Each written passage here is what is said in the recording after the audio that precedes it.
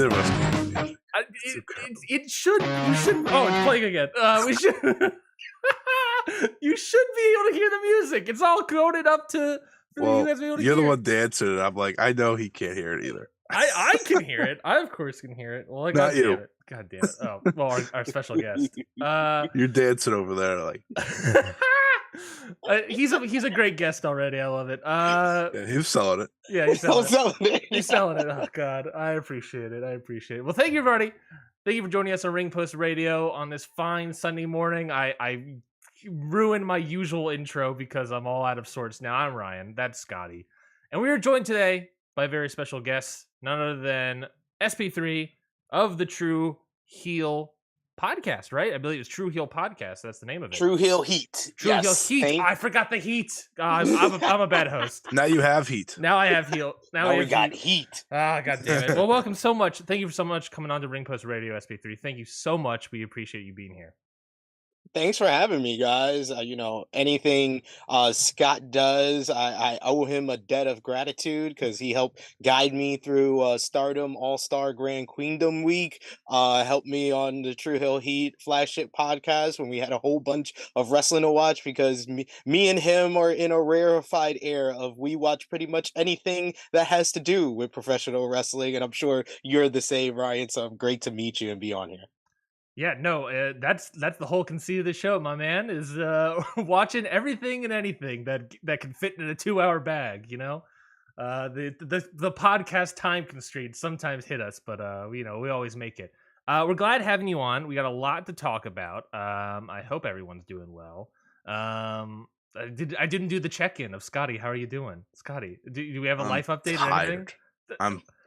I am tired. Scotty, what okay? are you not tired? I feel like that is a no. That's not. You're not wrong. It's just I don't think there was a day this week where I didn't see 4 a.m. and I think that's the first time ever in my life that has happened. That's fair. It was Golden Week, so there was a lot of so Japanese wrestling coverage this week. Yeah, I watched everything so far except any shows today. I didn't watch any shows from today because boys gotta sleep. But otherwise, and I'm very tired. But I'm here as always. So I have more sleep today than I have in the past, though, for this show. I think SP. I think that's a true honor of Scotty deciding to get proper rest for you. I think that should be a true honor bestowed upon you. Yeah, you got 2 extra hours, so you got 4 instead of 2. Congratulations. I'm usually up at like 5 a.m. myself due to I have 2 3-year-old twins that get me up early and allow me to watch the Stardom show. Like that was good that my daughter was up at like before 5 a.m. on Thursday, so I was able to catch like the final 3 to 4 batches of that Stardom show live. Perfect. It was a perfect ideal situations. yeah I think we'll say that was a perfect. You could call it perfect. I call that you call that all right. I guess I'm here, so I gotta watch it. Yeah, Scotty does not have an excuse. He does not have two beautiful twin daughters to wake him up in the morning. Instead, he has a strange desire to watch Joshi every single day. It's just Stardom that I wake up for. I can't get myself to do anything else. I'll do Dominion, but I won't do, or like if Mercedes wrestles. That's the only other time I look up. That is fair. I do New Japan mostly because I have the New Japan podcast over on Wrestle In, and we do coverage on True Hill Heat. So I do the New Japan shows, but I literally schedule it where I miss the undercard live. I only want to watch the the matches of importance, and then I'll go back and watch the undercard because I need to. And I got a boy and a girl, 1 shot, 1 kill. Twins. Perfect. My apologies. Yes. No worries. One shot, 1 kill. Perfect. Well, let's get to the goddamn show. We got a lot of stuff to talk about. What a perfect transition than that. Let's talk about. We're going to talk about AEW All In ticket sales and a bunch of other news items from this week, along with reviewing Backlash, the WWE PLE that took place last night in Puerto Rico. We asked a bunch of. Can I just say something? Sure. How have we, as a community, just accepted PLE? How do we just let this happen? So How, how do we just move on from pay-per-view? Like, I see this in everything. Everyone writes PLE, PLE. I'm like, what? You want to? This was accepted? I did it myself, so like I can blame myself. Well, But I was like, how did this happen? Part of it is me doing it as a bit, but the other part of it is it has started to become like terminology because we didn't talk about it. I didn't have it on the news. If SP wasn't here, I probably would have put this on the news bit to just annoy Scotty. But we had the MLW news of how they're getting off of whatever TV Reels channels or whatever it is, and now they're signing up for the Fight Plus subscription. Took them long enough that they're going to do a live show for the first time ever. Exactly. But I think that's happening like June, July, or something like that. But either way, I believe Court Bauer described the shows as PLEs coming to Fight Plus. I believe that is how he described it. So it's starting. The terminology, I believe, is coming to fruition. It is coming true and is great. It's great. That's Maybe what he it can is. add that to his. Never mind. I'm not going to talk about it. add that to his lawsuit. I think he's adding. I think after tonight's we actually show, had PLEs first. I think after tonight's show, he's adding Savio Vega to his. There you go, adding Savio as he should. As he should. But we're talking Backlash. We're talking Golden Week, Japanese wrestling shows, Wrestling Dontaku from New Japan, Stardom show, Noah's show, and that's pretty much it. Let's get to the actual proper news here. I think the biggest news coming out this week is the Wembley Stadium ticket sales for AEW's All In show in August. I say Carlito, but that's fine. Carlito is also a big pop. We can't go wrong with the colognes. Pop by me. That's fair.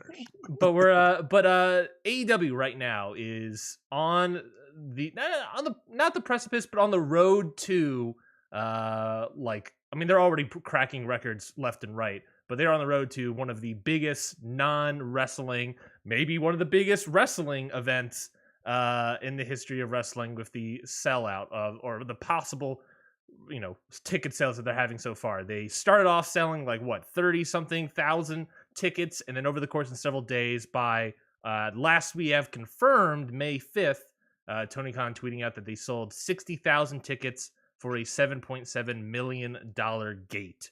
So that is a huge show that is happening in Wembley. That is a huge show that's happening in London. And the general sale just started, and they got 3 months, 0 card announced.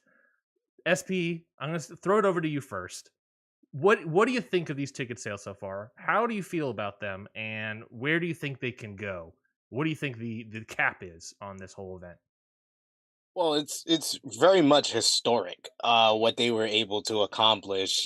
Their previous attendance record was 20,000 for Grand Slam in New York at Arthur Ashe Stadium, and to get 3 times that in the first week with no card announced, just off the hype of this being the first event for AEW in the UK at a historic stadium like Wembley Stadium that has so much importance. Like, people for the past 30 years or so have talked about SummerSlam 1992 and how that is an event that stays in everybody's mind, whether you were there, whether you weren't there. My missus was 4 years old and was there at SummerSlam 1992, and she still talks about it. I remember when WWE did Clash at the Castle last year, and it was on the 30th anniversary. It was near the 30th anniversary of SummerSlam 1992. She was so pissed off that it wasn't at Wembley Stadium. She was like, what are they going to Cardiff for? So for AEW to kind of get the one up and go to Wembley Stadium and to get this type of, just less than a week, 60,000 tickets sold. Imagine what's going to happen when they announce that CM Punk is returning, and imagine what's going to happen when they announce a match for it. We got the Warner Upfronts coming up on May 17th, and I suspect, like many in the wrestling media world, that they're going to announce that this event is going to be on the former HBO Max, now called Max, because the press release came out and a bunch of people caught it like I did, that it said nothing about pay-per-view, said nothing about Bleacher Report Live. So this is not only a big event that they're going to sell a lot of tickets for, it could be a groundbreaking booking event as a test run for AEW on Max and their tape library. Like the fact that we're 4 years into this company and I can't go back and watch the first Dynamite unless I find it on my DVR archives. This Max Yeah. thing might be the big announcement that a lot of people are looking for and have been talking about for years as far as getting them on a subscription service. So this event may be so important to the future of not just AEW but professional wrestling overall. Yeah, it's funny because like if we think about all the leakings, right, as of late, no more AEW Dark. We're having a Collision show come out in June. And this not being announced as a pay-per-view. All of it just paints the big picture of Max, right? This is where Yeah. everything's going. Um, because one, I think more than anything, AEW finding a home besides just on TNT and TBS on television is important. And I also think that it will only help them get bigger, right? Because people that go on Max, oh, there's an AEW tab. Let me go see that. Like, there's something to be said about that, right? When WWE went to Peacock, I always thought it was so smart for them. Maybe not as smart, as a personal watcher of the company because I hate that I have to watch commercials during the pay-per-views. But that being said, it's so smart to me that this has been the decision, and I find it so funny how like people were like, "Will they get re-upped by Warner Media?" There hasn't been a second in this entire relationship where it felt like it hasn't been that case, right? It's been, we want more AEW, we want more AEW. We gave them Rampage, then we gave them All Access, and now we're giving them Collision. It's like they want more of this, no matter the ratings and no matter the conversation that people want to have. And now they can pretty much celebrate and end what is their first run essentially with All In, right? It all started with All In. Now they're going to end it with All In, and then everything after that will be a whole new world essentially, right? They'll be on Max, they'll have a new TV deal, so on and so forth. And I think that's the exciting part as fans. Now, I will say, as we got closer and closer to that first day, I almost expected it to be that number by just by like all the signups and stuff like that. And I know people brought up how the Cardiff WWE show had a lot, and they maybe only turned that into half in terms of signups, in terms of ticket buys, but I was like, I don't know. This is AEW for the first time in England. Like that's an important deal. People want to see this show. And now as we see it go up and up and up, I don't think anyone saw this happening so quickly, right? I don't think anyone was like, yeah, they're gonna be at 60K first week, no doubt about it. Um, you got to start out announcing stuff, right? If you want to get to the crazy idea that you can near a sellout, start announcing stuff. Just do the simple, and I've seen this on Twitter a few times, so I want to give credit to those who posted it. Do the all in, like this person's all in graphic. Like that's the whole point of it, right? Make sure people know that Kenny Omega's on the show. Make sure that people know the Young Bucks are on the show. Make sure people know that CM Punk's on the show. Like things like that. I know why we can't do that right now, but but when the time comes, you make sure you do that. I think that's half the excitement. And it's scary, right? Because they have All Out a week after, but who cares? You can book 2 shows. I Tony Khan. constantly forget that All Out is the week after. Yeah, so I think, like, maybe we won't be getting a world title match on the show, for example, or something like that, because, I don't know, that could make sense for MJF. Like, I don't think an MJF world title match is essential on All In, truthfully. Uh, Based off the ratings, maybe MJF isn't essential for All In. That being said, this is very exciting. This is very exciting. Unbelievable accomplishment, no matter how you slice it. And no, they will not be booking MJF versus Brian Pillman Jr. So let's enough of that, Twitter. Yeah, no, this Because is that was on the previous record, attendance record, was Brian Pillman versus It was. MJF. It was. I The no, draws. I refuse. No, this is huge. I mean, obviously can't go without saying that this is a huge moment, not just for AEW, but obviously wrestling as a whole. They are, I did some math, and they are like maybe less than 10,000 tickets, and this was the 6,000 number is coming out of Thursday, right? So we don't know. There was no tweet, there was no confirmation. There are rumors floating around of maybe 70,000 sold from Friday from the general sale. So we don't necessarily know what it was, but I did some math and it was like some around the 6,000. It was like they needed to sell like roughly 10,000 more, less than that, I think, to break. Not only they've already broken the Clash of the Castle ticket sales, but to break the gate, the $8 million gate that Clash of the Castle had, they just need to sell like a couple more thousand tickets. And based off of some rumors, maybe they might have already beaten that gate. This might be a huge, huge money maker as well for AEW, and not just like money maker and having like Clash of Castle made money and stuff, but the fact that that crazy ass stat of like less than 1,000-ish scalpers for this show. Like Yeah. these are tickets in hands of actual fans who will more than likely, probably 99% of them, be in those seats, right? This is a huge thing that how they went about this was a huge thing to stop scalping. And it's worked really well, and I have to commend them on that. And I'm very happy about that as well, especially living in America and living in a world of Ticketmaster and stuff like that. I'm happy that they were able to get actual fans in these actual seats, filling up that stadium. And I think they can easily fill up that stadium. I think if they announce a card, if they start announcing proper matches, I think they can get there.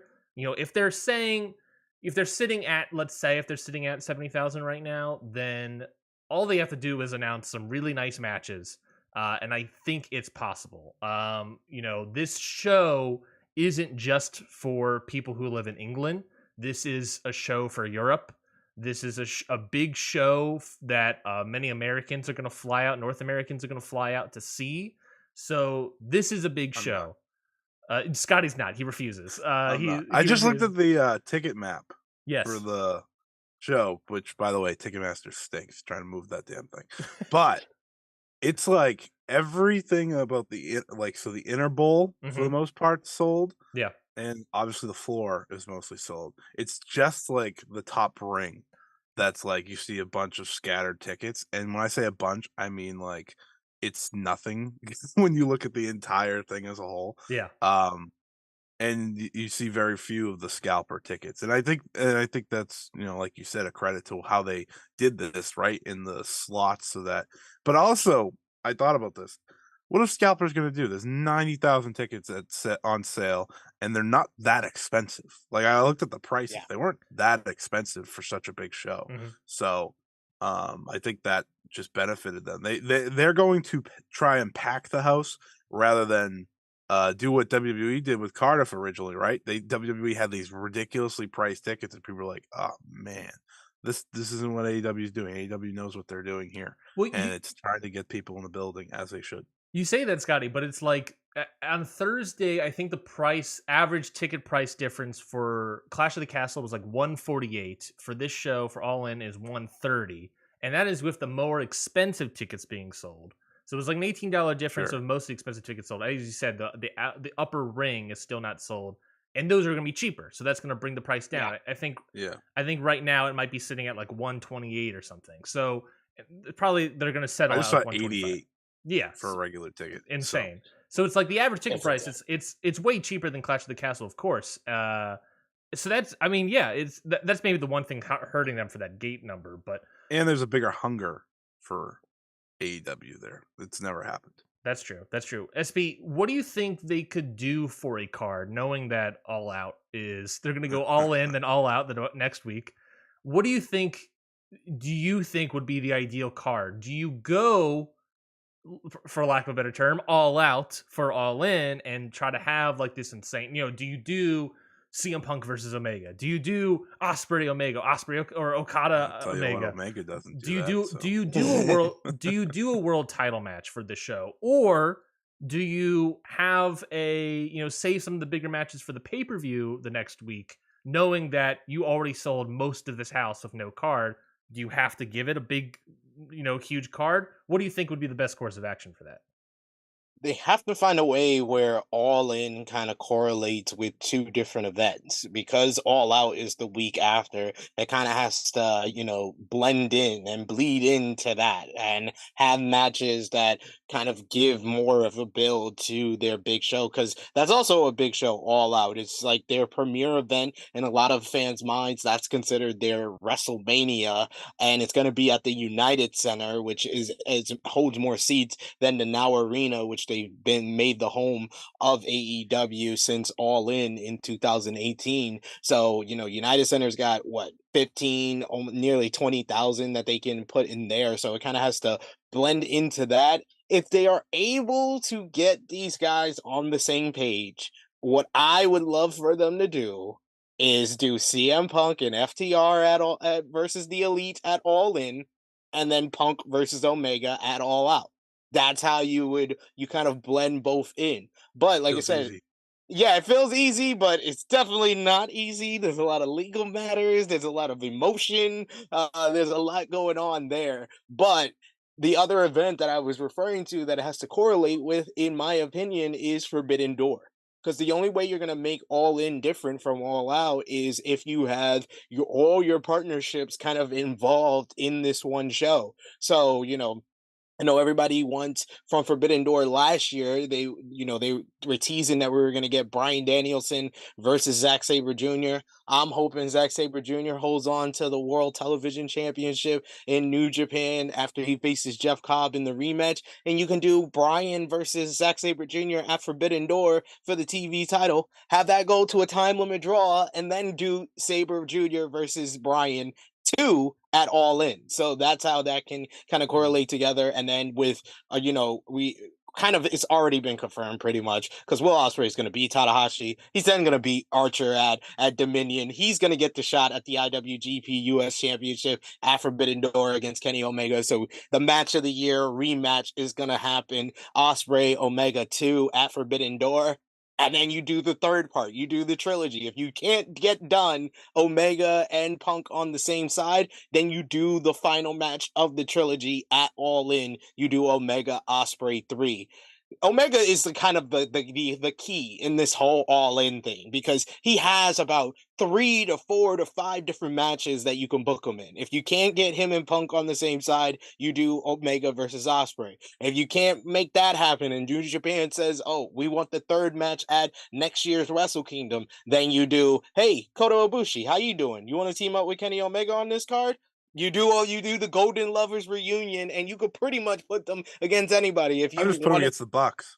I just do You that. put them against the Bucks. That Have a special rematch, tag match. yes, Yeah. that's like one of my top 5 greatest tag team matches that I ever seen, was that matchup back in 2018. You could do that, but if you really want to play into it and you can't get Punk and the Elite on the same tide, then you do the next best thing, and you do Golden Lovers versus FTR, because that plays off of things too. Mm-hmm. If you can't get these two guys on the Mm. same page, I'm sure Omega will work with FTR, and he probably wants to redeem himself for the Hangman Adam Page Kenny Omega match versus FTR that happened in front of basically no people at all out, and was after Matt Hardy's injury in 2020. So There's you also could like make up for that. 90-degree temperatures as well, so they're sweating up a Yeah. storm.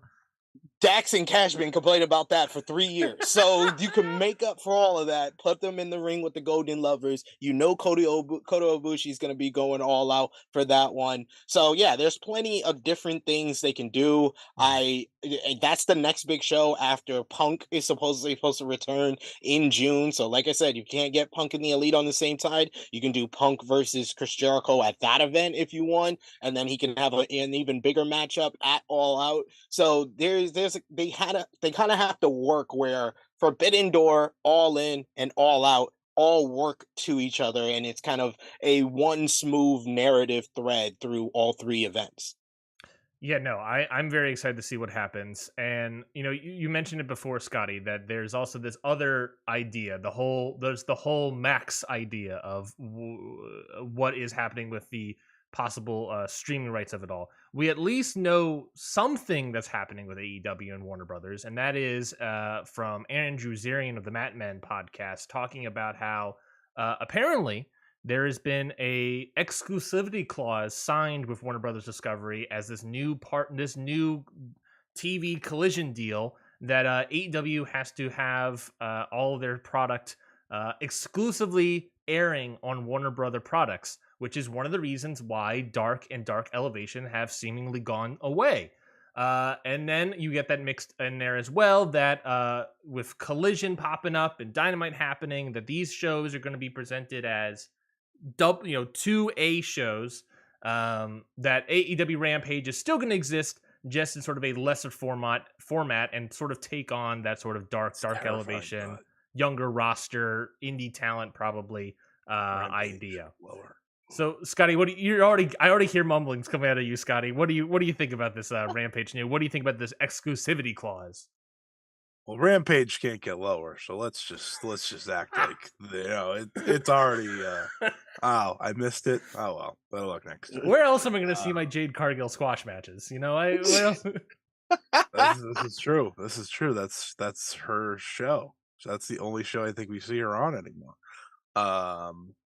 Yeah, I mean, obviously it's a huge deal that they are going exclusive because that means the relationship's working even better than we thought, right? Um, you and me talked about a few weeks ago how getting rid of a version of Dark was essential with what Ring of Honor has become. And now that we've gotten rid of two, Ring of Honor takes on a whole different embodiment now. And I think pair that with Rampage and you can pretty much get the same job done between these two shows that you were getting done with AEW Dark Elevation. Now, I know some people are upset and this is how people got contracts. Well, yes, this is why Ring of Honor and Rampage now exist. Especially Ring of Honor, because that's literally what this show has been, right? Ring of Honor, for the things that I like, there are things that I haven't, and it has been just another version of Dark in a lot of ways. Based off the tapings yesterday, and I won't spoil anyone, but it does look like there's a little more shape to the shows with the indie talent and with newer talent that I'm more excited about. But this is the right way to go in terms of Dark, truthfully, because there was just so much content that you were kind of just burning everything out in a lot of ways, right? Now your crowds are going to be hotter for your actual shows that matter, right? That was biggest problem for me with Ring of Honor is like, oh, let's just put Ring of Honor around Dark and Dynamite and Rampage, and you just never felt that energy. No more Dark is a good thing. No offense to them, because you have these two other shows to pretty much make your new version of Dark. What do you think, SP? Do you think how do you feel about Rampage, I guess, currently, and where do you think it's going to go, and how do you think this sort of I think that's a great point, Scotty, is bringing up the Ring of Honor aspect. Now, apparently Ring of Honor is a separate entity and not affiliated with Okay, AEW. It's sure. just Tony Khan. But obviously, are they still going to tape the same days as these Dynamite shows? All these other aspects. What do you think about all of this news, this business news as well? Well, I've heard from the report from Wrestling Observer newsletter that kind of followed up with what Andrew Zarian had reported earlier in the week, is that the plan currently is to do, AEW Dynamite and Rampage on a Wednesday, tape those, and then do on Saturday Collision and ROH. I like my ROH when it's standalone, Mm, when it's something that people actually paid to go see at Universal Studios. I think the first 4 weeks of it on Honor Club under Tony Khan were peak in comparison to it being taped around AEW Dynamite and Rampage. I'm not saying that we haven't had great matches. I think Gringo Loco versus Elio Del Vikingo was one of the best TV matches of the year so far, and that have really helped, it seemed, get Gringo Loco the attention from Tony Khan, that he's been kind of using him more on those ROH tapings. So I'm not saying that we haven't had great matches. Vikingo versus Blake Christian was also great, but there's just a different feel to Ring of Honor in Universal Studios in compared to it being taped around Dynamite and Rampage. As far as where Rampage stays, as someone that gets paid by, an outlet. Sportskeeda Wrestling pays me to review SmackDown and Rampage, and I literally had to talk them in to us reviewing Rampage because I was like, I don't want to compete with people who want to watch Rampage at 10 p.m. So let's do our review at 11 p.m. And this was back when Rampage first started in 2021. Yeah. It's not the same than what it started in 2021, to the fact that we literally spent like maybe 5-10 minutes just going over the review. Half the time the time changes, so I'm the only one that watches. My co-host, especially one of my co-hosts being Dutch Mantel, who's like, I'm not watching no show at 6:30 p.m. You get me at 8 p.m. I'm right here. I'm gonna watch just the SmackDown. That's all I'm gonna talk about.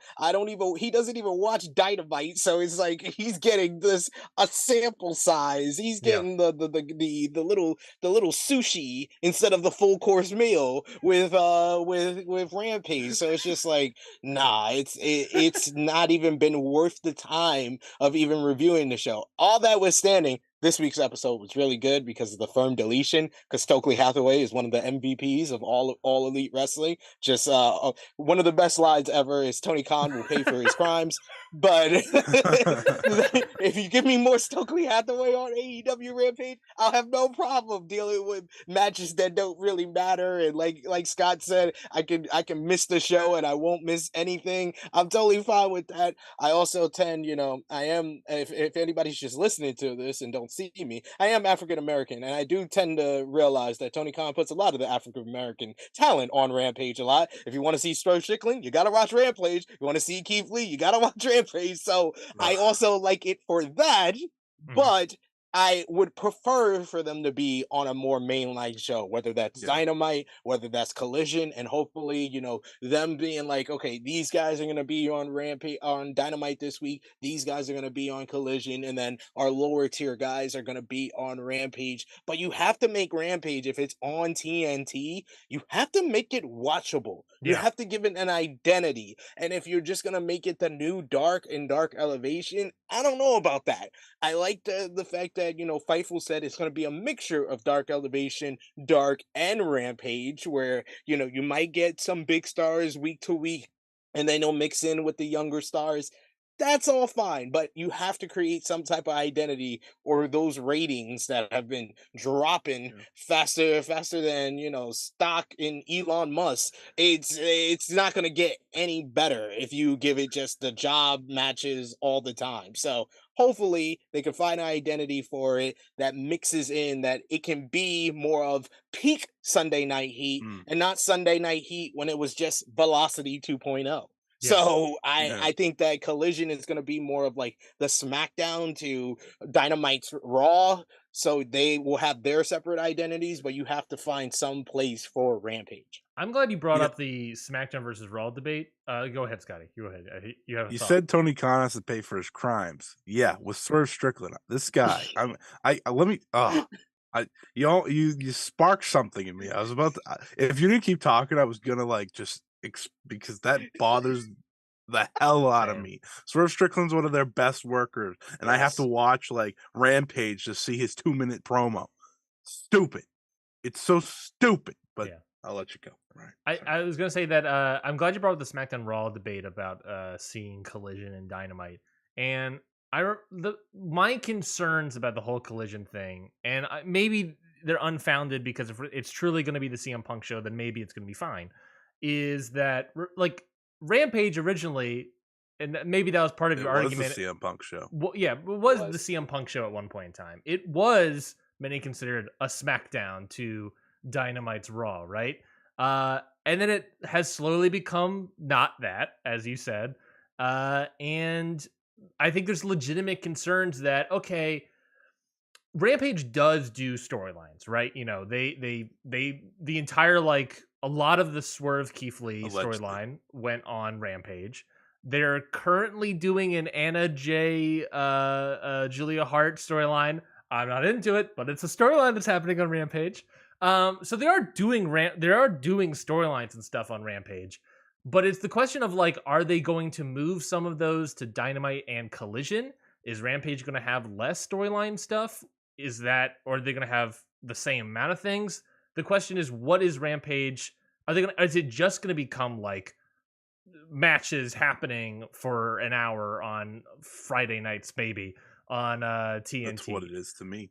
Yeah, is it just is it's already kind of that? Is it gonna get worse? And I think that's you brought up a great point, SP, of like there's if it gets worse, the ratings are gonna drop more, and that's not good for Rampage. And I can see a reality where it just kind of gets forgotten about, which tends to happen with Tony Khan, where things get forgotten about and they lose that show, and that show just kind of falls apart.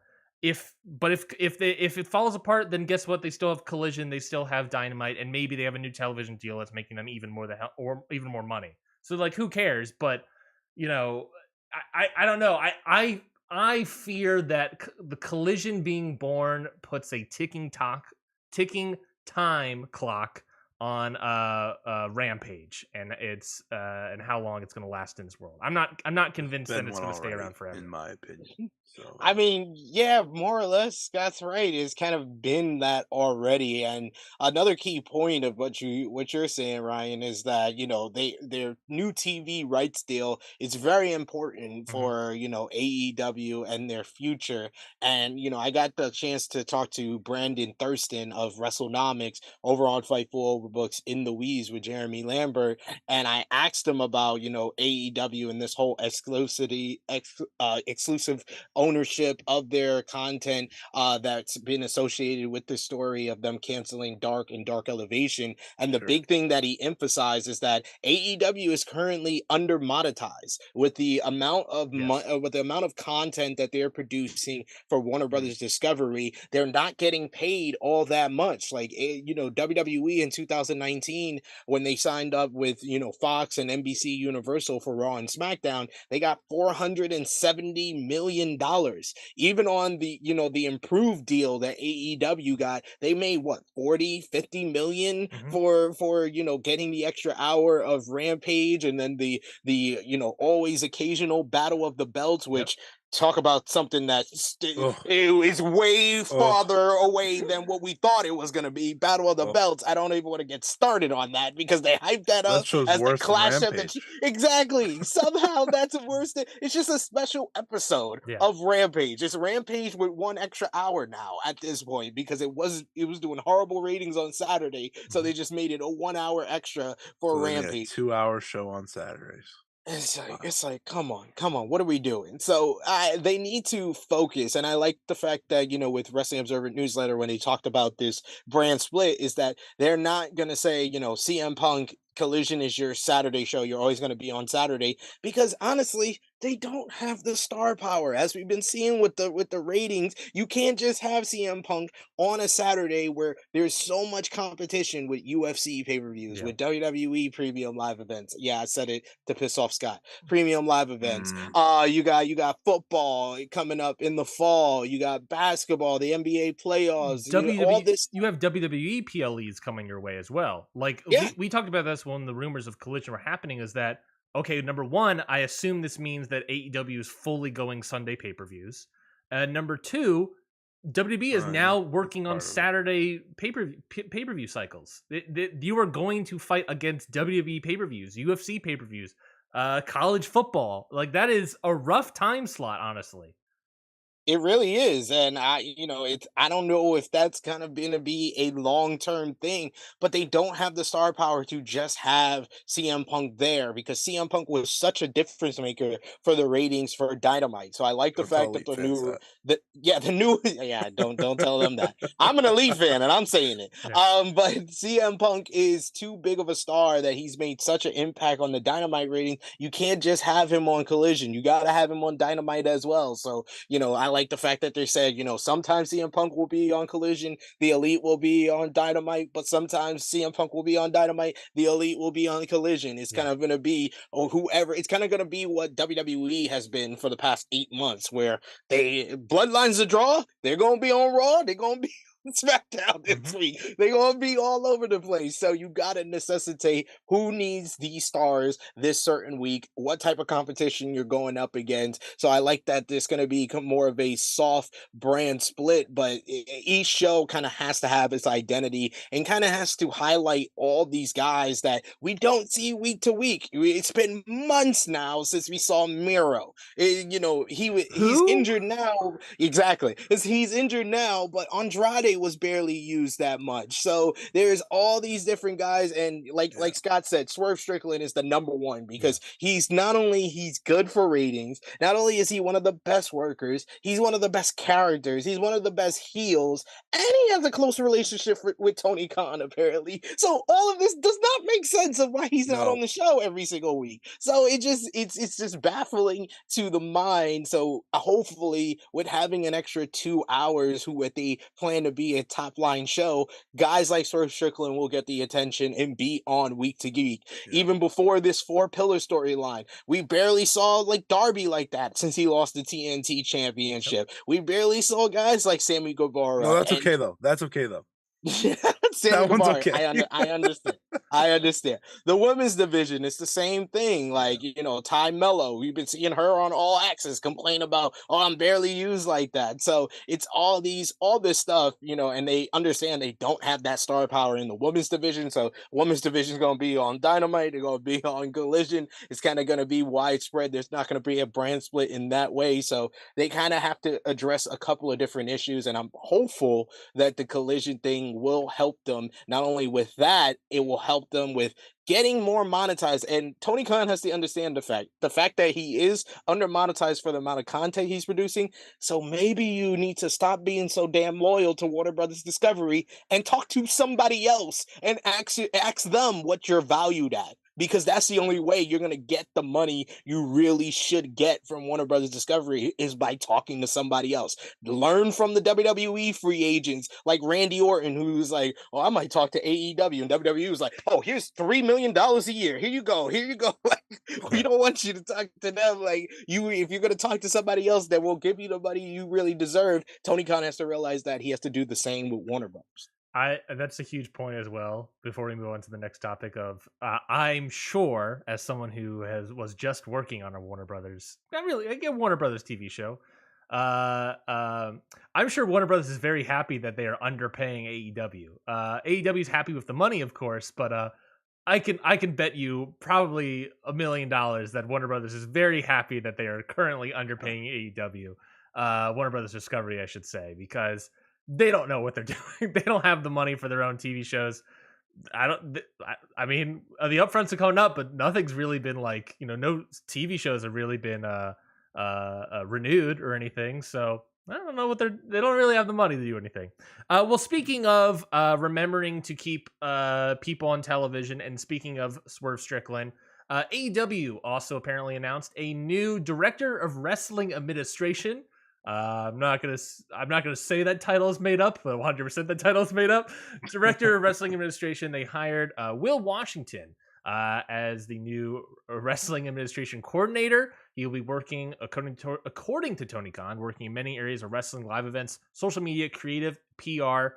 Saying he has a great wrestling mind. Fightful was able to report that according to his deal, which was made official on April 27th, he is contributing a lot to the long-term creative, and working directly under Tony Khan.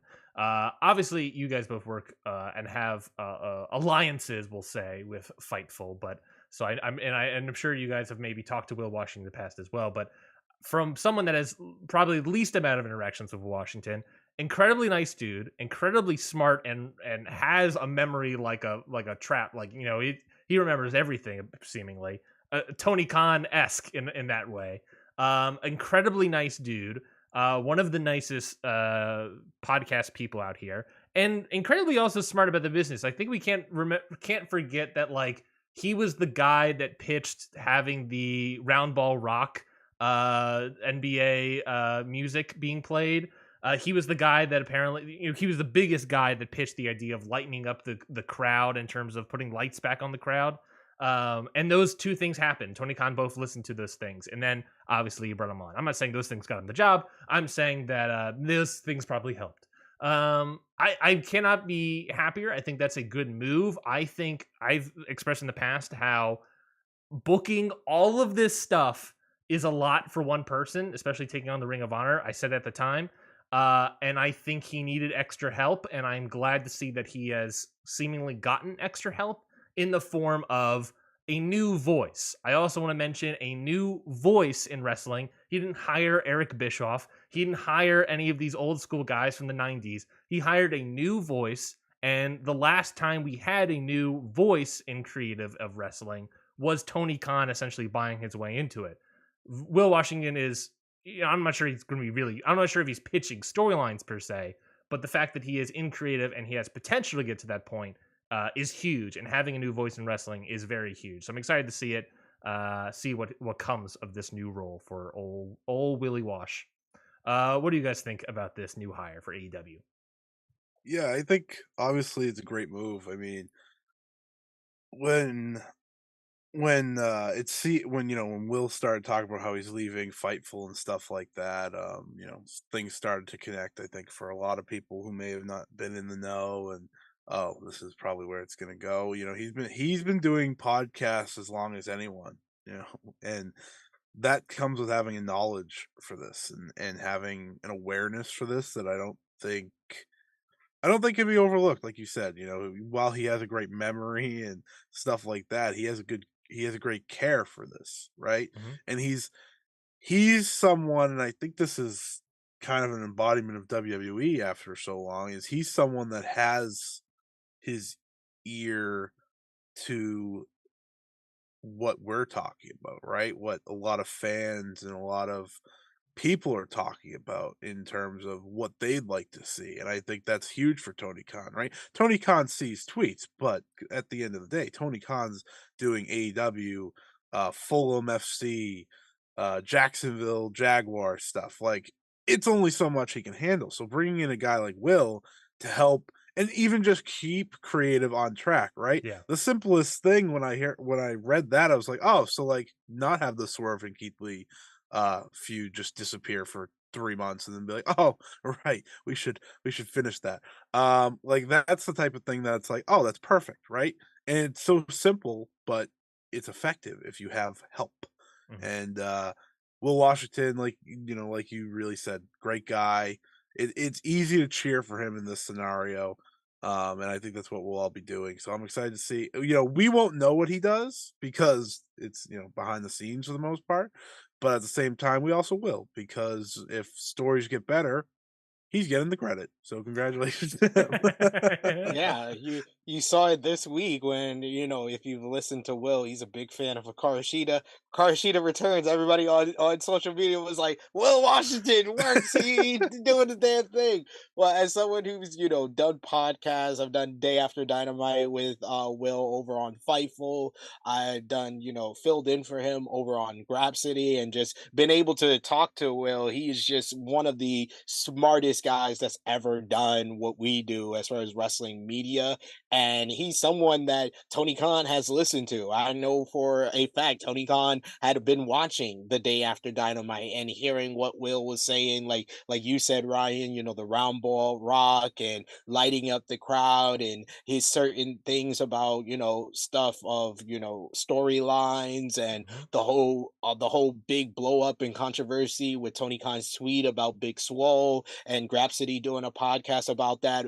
Tony Khan listened Yeah. to a lot of those things and even gushed over Will's kind of memory and his mind for things at just recently AEW Revolution when Will just out of nowhere was like, "Oh yeah, that was January 4th, the Dynamite," and even MJF was like, "Man, how'd you remember that?" Like it's so great, like how he has just been so insightful, so intelligent when it comes to professional wrestling, and to see someone in that role, and once again, someone of color in that role. This is Yes. like the highest position in creative we've seen for someone in color since, if I remember correctly, Ernie Ladd. When Ernie Ladd was a head booker, that's the last time that anyone Yeah. of color has been in this high of position. And like you said, Ryan, it's someone new Yeah. that is a fresh voice. It's a voice that's well connected and has their finger on the pulse. And I wish that more of creatives throughout the world would do stuff like that and listen to the fan base and have someone someone that they trust that can fill that role. And Will Washington, man, I just said immediately after the announcement was made, and kind of like Scott, when he was, saying that he was leaving Fightful immediately. My thought was, oh, he's gonna work with AEW. Yeah. Pretty sure. I'm pretty sure if he's doing, after 18 years of doing this, and people like us would not be doing wrestling podcasts if it wasn't for Will Washington at 17 years old back in 2005. RBR Wrestling deciding to do a podcast back when podcast was called podcast because you can only listen to it on an iPod. And he explained that on his final episode of Grab City. Like, he is just such a pioneer for what we do, and such an intelligent mind in professional wrestling, that AEW is definitely going to benefit from that. Yeah, and I think you're right. Like, having that new voice in the room is going to be huge. I thought that having someone having someone like him in there is huge, not just for a new voice. Having someone having an African American person in the room is going to be a huge voice for any minority. I imagine is going to be in that program. I think that those sort of things help AEW a lot. There was a long time thing of AEW doesn't represent black people enough in their storylines. As you mentioned, they're still having troubles with that. I saw Powerhouse Hobbs' title reign. Yikes! There is elements of that, and I hope and I like to think that Will Washington will be somebody that can have that voice in the room, something that a lot of people have been wanting for years, for decades.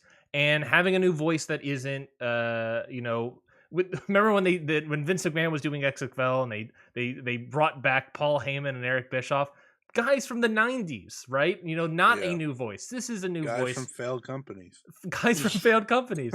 This is a guy from a fan base of your fan base that is super knowledgeable. Yeah. And I also think, just as a final point here, I thought Wednesday, hearing that announcement after, I thought Wednesday was like the tale of two different types of wrestling media people, if anyone catches my drift. And I think that I am very happy and very proud that we are elevating the proper people in this space, and elevating people that deserve to be in that platform, who have good, honest, real takes, very respectful people. And I'm glad to see that he deserves, I would argue, a spot like that. I mean, he brought up Mookie Ghana earlier, and that guy has done wonders financially for AEW. So they need creative help. Hey, bring in Will Washington, a fan that has been watching the product since day one and been following it since day one, and knows what he's talking about. So I think that's a good spot for someone like him to be in. Good people getting good things once is not a bad situation, right? Not we can a bad all be thing happy at all. with that. World Heavyweight Title Tournament. Let's talk about this real quick before we move to Backlash. Maybe we cut it. Maybe we cut it. Do we have any real thoughts on this? I have an idea though. Yes. SP3 is talking Backlash after this show, right? Why don't we talk about everything else before Backlash? Okay, in case so he doesn't have to get the Backlash double shot. Yeah, because I rather hear him talk about the other shows with us. Sure. That's probably a good idea. Well, that's more fun. Let's move away from the wrestling title tournament. I think we can all agree SmackDown it's dumb. Involved is stupid. Oh no, we should talk about the World Heavyweight Championship tournament, because he needs to. I think we can all agree it's dumb. We can all agree it's dumb. It's stupid. I don't like this. What do you think? Like, I was just so frustrated when they announced this title. Yeah. Because I was just like, dude, like everybody wants to, the whole thing with Triple H booking, since Triple H has became, I felt like for a long time, like the first 2-3 months, I was with everybody. I was like, oh, this is much better. We're getting more wrestling. Sure. Stuff makes sense. The Bloodline is thriving. Bloodline's one of the greatest WWE storylines we ever heard.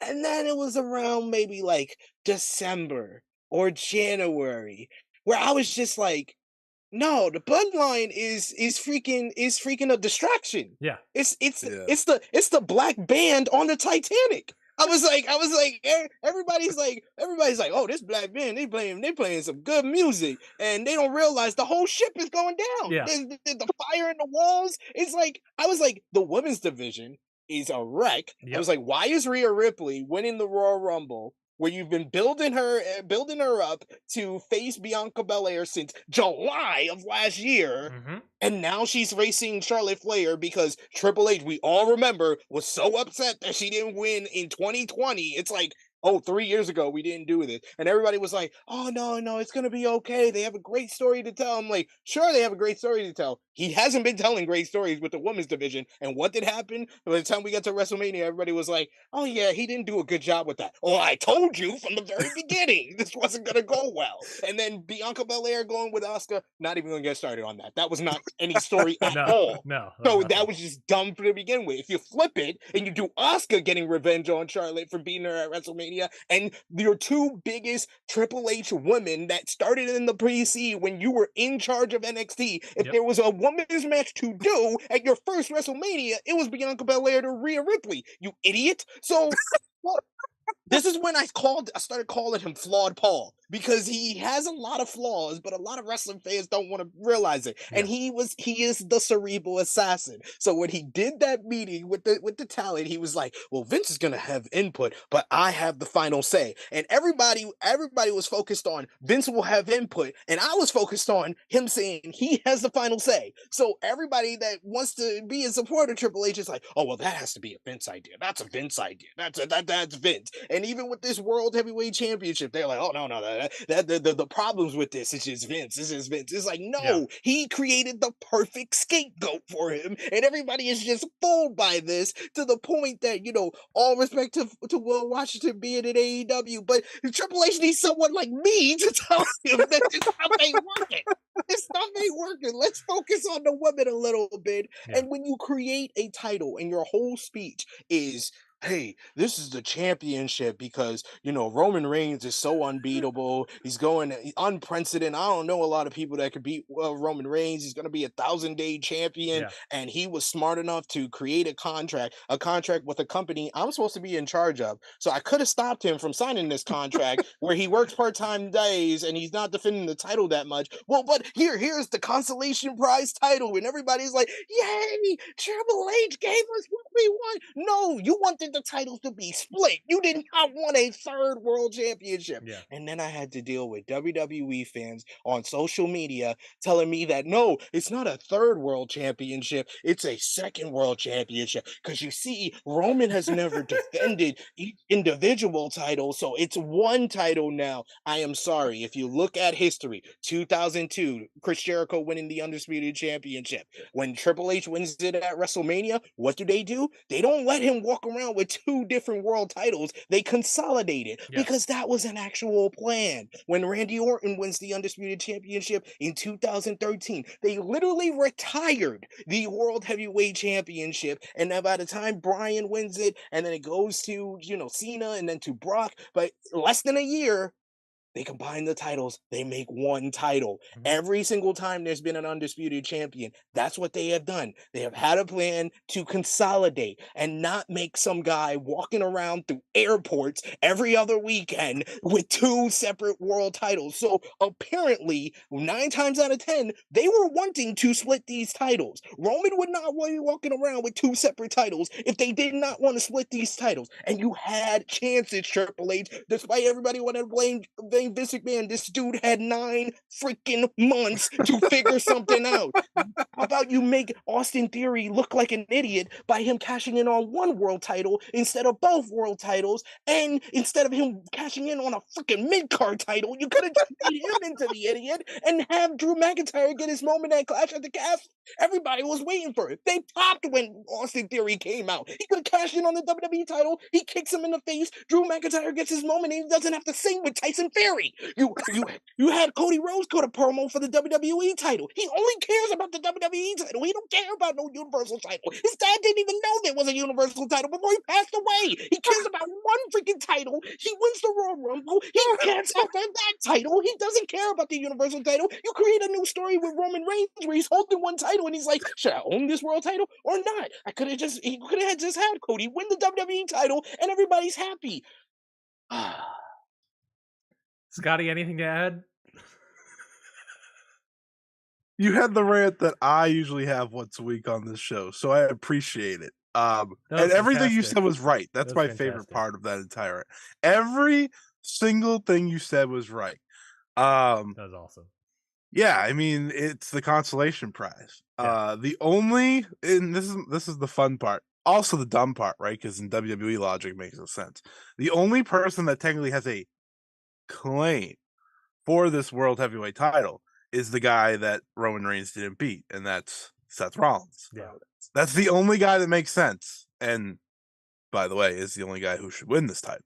Um, like it's the only guy because he's like, well, I'm not being given a second match.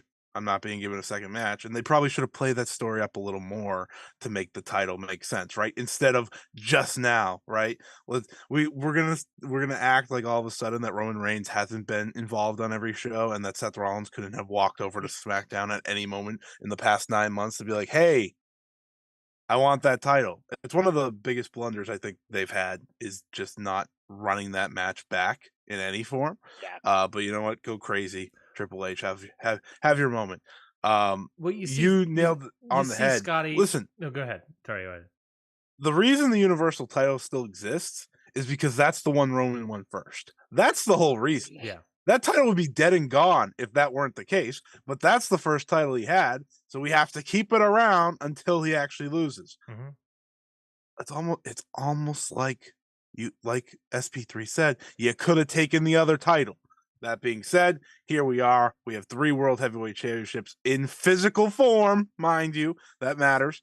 And we have to deal with a tournament that makes no sense. We have a SmackDown side. By the way, if you look at the SmackDown roster stinks for men's wrestlers. It stinks. Like, why do I have to? Like, I'm sitting here trying to say who's going to be in the finals. It's probably going to be Solo Sikoa. All right, put me to sleep already. Like, what are we doing here? It's awful. Like, you made the focus on Triple H and his booking. That's fine. Like, that's great. And I'm happy they brought the World Heavyweight title back as a second belt. Ultimately, in the end, I would hope the Universal title disappears once Roman loses it. I don't know for sure. That being said, it's just dumb. It's just dumb. This title is going to be on Raw because Roman Reigns can't be on SmackDown. So let's have a tournament involving Raw and SmackDown. You also have to remember that we just had a draft. Wrong company hired Will Washington. They just had a draft, obviously, and then I think on Backlash they said that the undisputed tag team titles tag team champions can go to both brands. Yep. Even though they're drafted to one brand, they can go to Yep. both. So it doesn't Yep. matter. Ultimately, they're a free agent.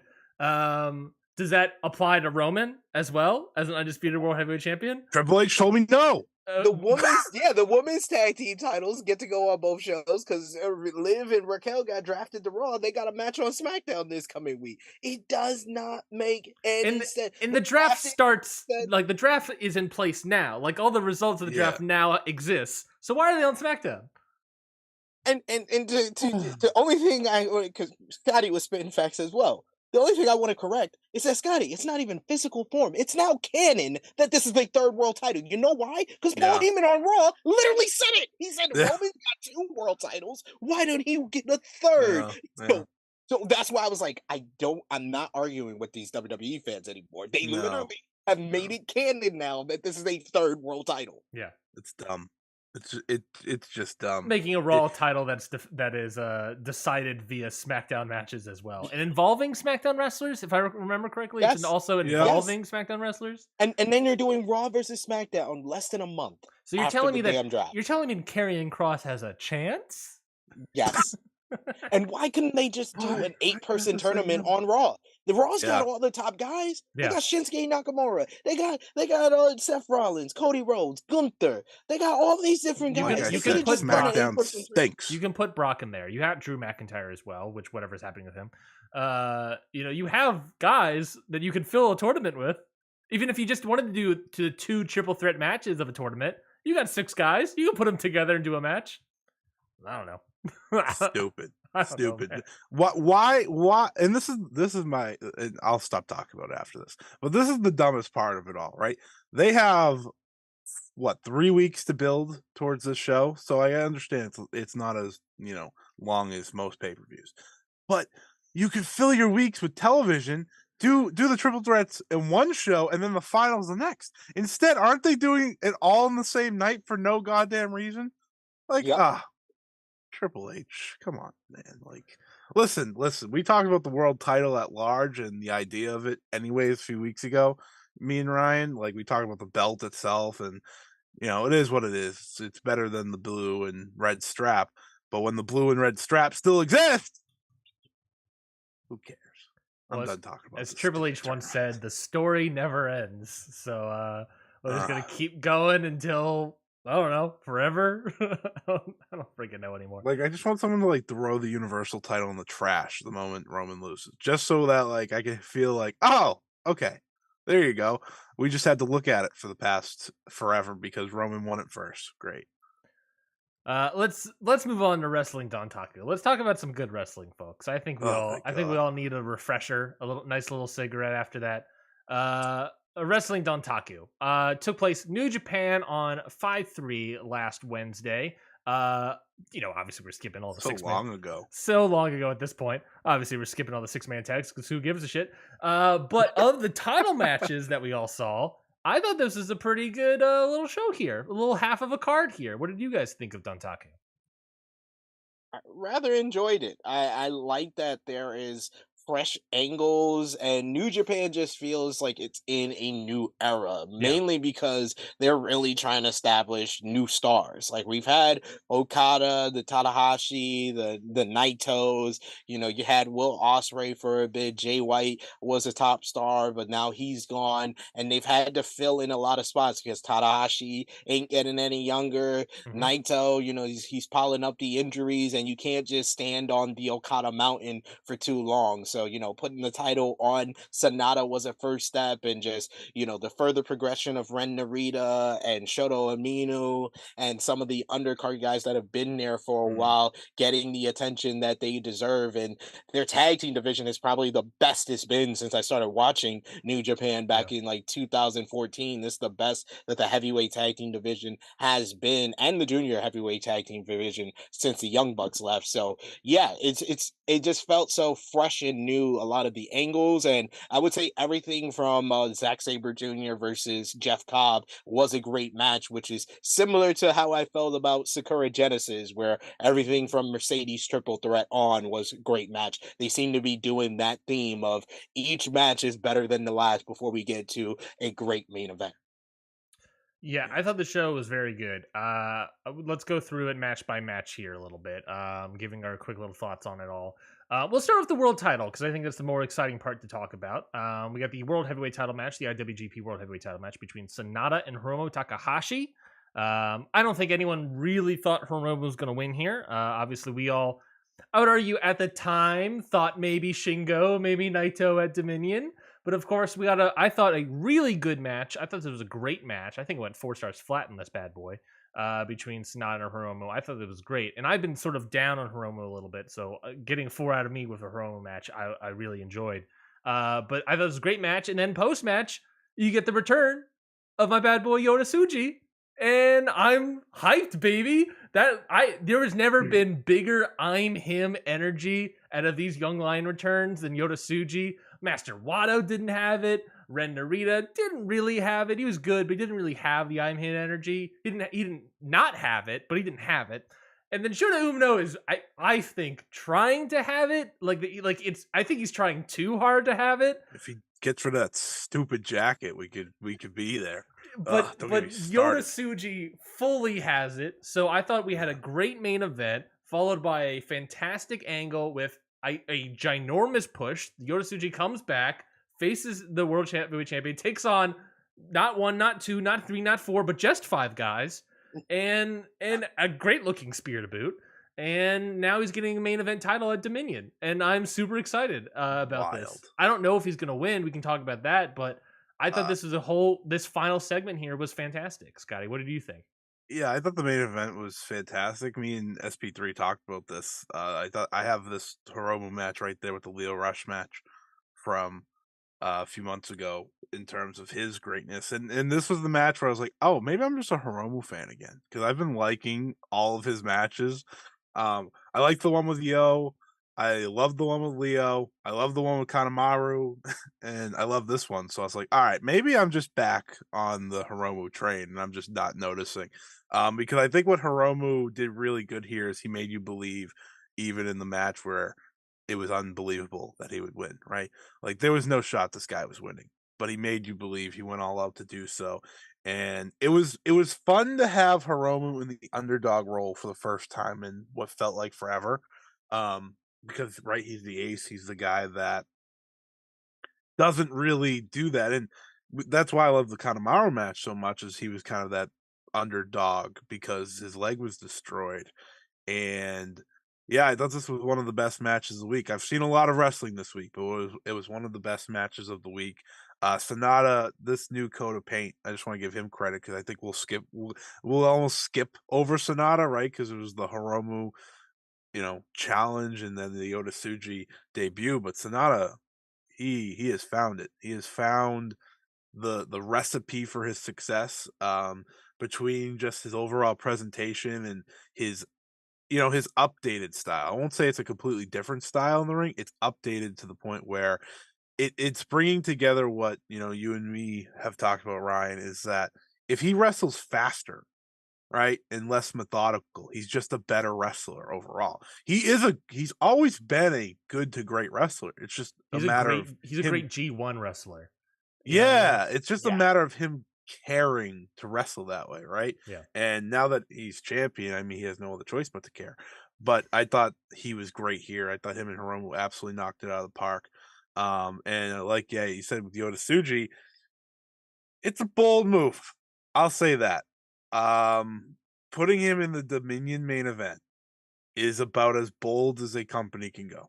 Um, I don't the Dominion card's weird because it doesn't scream Dominion at all to me. Mhm. It screams Dontaku, Genesis. It doesn't scream Dominion, and that's not a shot at Yoda Suji. That's kind of a shot at the whole card as overall. Mhm. I'm a little worried. I think you'd be crazy not to worry about Yoda Suji's big match being the main event of Dominion. Yeah. That being said, he's the oldest of the Lions that have come back, so he kind of needs to be accelerated now, or you know, Yeah. it's a feast or famine type thing for him. I like him going to um what the hell Lij. I like that idea. Uh, though I he, when he what vibe he gives me, and people are gonna get mad at me. He gives me Lij Evil vibes, like just Mm. overall. And I liked Lij Evil. I thought Lij Evil was a good wrestler. He's more athletic, so it's gonna work in his favor, right? He can do the topes, and he's just a little more impactful. And he had like you said, the I'm him moment. Um, I haven't seen him wrestle though in months. Like I think I saw one CMLL match, one Rev Pro match. I don't like to take from Rev Pro personally in terms of his matches, so I'm gonna wait and see how this guy looks in the end because while it was a great moment, Dominion's still Dominion. That's fair. That is fair. SP, what do you think the odds of Suji winning that match are? If they are at all high at all. First, I will say about the matchup. I'm probably the high man on this, but I've enjoyed the hell out of Sonata's two world title matches. Yeah, I have to. I thought the matchup with Okada was tremendous, but I thought this one was just a little bit better because Hiromu went into his 2017 bag with the drop kick early on where he Mhm. takes a flat bat bump on On the the concrete. He's taking risks. He just feels more comfortable. He feels like he's gotten over kind of the aberration with getting all these injuries in a close amount of time. And I just like the story of Sonata kind of acting like a heavyweight presenting himself like a champion, and Hiromu fighting from underneath. And I always say the key with these matches where the outcome seems predictable. I go back to Shawn Michaels versus Undertaker WrestleMania 25, and Michaels hits the sweet chin music, and you actually believe he could break the streak. And I go back to this year with the Revolution match with Bryan and MJF, when Bryan hits the Psycho knee early and he gets the first fall, and then he hits the Psycho knee in overtime, and people actually believed Bryan was going to win the world title in that instant. With these matches, it's all about getting that one near fall where people believe you can win. And with this matchup, it was the Time Bomb 2, because Time Bomb 2 has pretty much finished everybody. And I've loved all of his junior heavyweight championship matches. I really enjoyed the four-way at Wrestle Kingdom. Really enjoyed him and Yo. I enjoyed even him and Robbie Eagles at Sakura Genesis, him and Kanemaru. I thought the best match of his matches was Leo Rush at the New Japan Cup final, but this match was just a little bit better because he actually made you believe he could become the double champion, and that was the key to this matchup. And then Sonata finishing him in the end was just great stuff. Sonata annoys me because I just want him to finish somebody with Skull End instead of letting him go and going for the damn moonsault. But the damn moonsault was impressive as hell in this match because he went halfway across the ring. So it was just great in every way possible. And it just felt like a big match in front of that sold out full local crowd. But man, Yoda Tsuji, you would have thought Great Muta came out of retirement with the way that Fukuoka crowd just was like, oh, like the Japanese, oh, is the big pop in the U.S. The U.S. has the big pop of everybody just real loud, but the gas in Japan is on that same level, and their reaction to Yoda Tsuji just sucked me into the moment. And like you said, Ryan, I thought Dominion, it was going to be Naito or Okada, and that's the end of Sonata's reign. And with Yoda Tsuji re-debuting, my decision is still the same. We're getting the Tsuji shock at Dominion. Yeah, baby. Is they're strapping the rocket to this young man and taking it to the moon, because you don't get much opportunities to pay off a young lion getting that re-debut and establishing him as a top guy. They're doing it slow and steady with Shota Umino, doing it slow and steady with Ren Narita. One of these guys, and Scott bring it up, he's the oldest out of the bunch. One of these guys they have to go all the way with, and Yoda Tsuji after this re-debut, I think he's the guy. Tsuji shock coming up June 4th.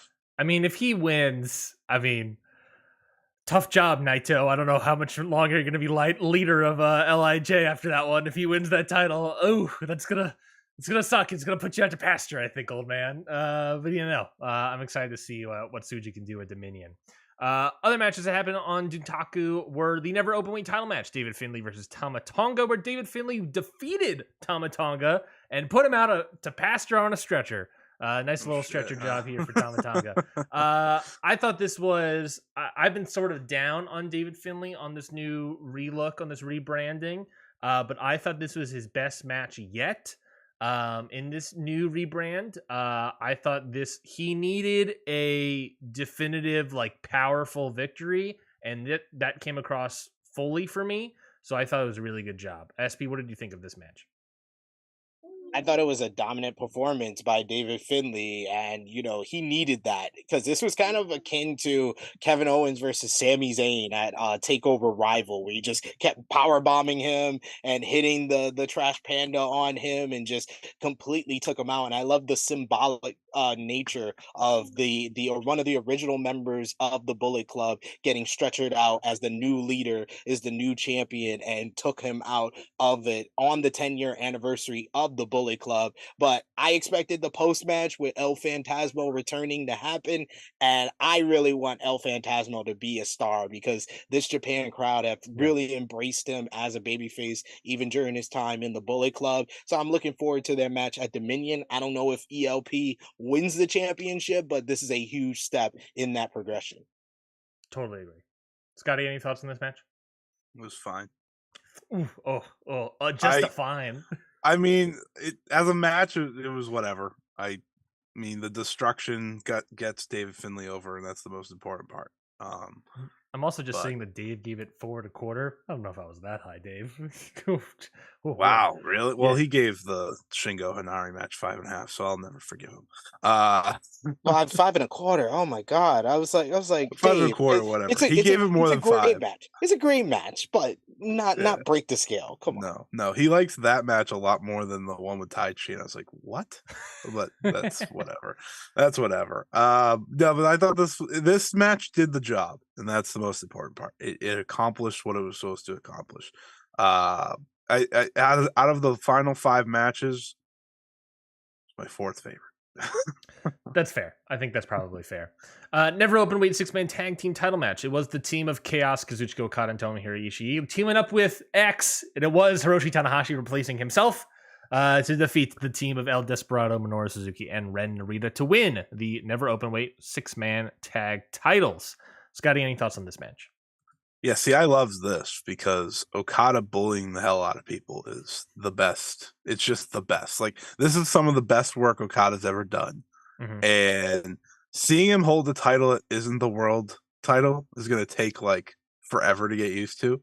Cause like I saw him holding and I was like, this is kind of weird. I never thought about what happens when he wins.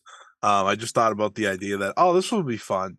That being said, I think the dynamic here is fun, right? Yeah. It's the idea of, all right, 2 guys don't like each other. Okada's just wanting to be a champion again.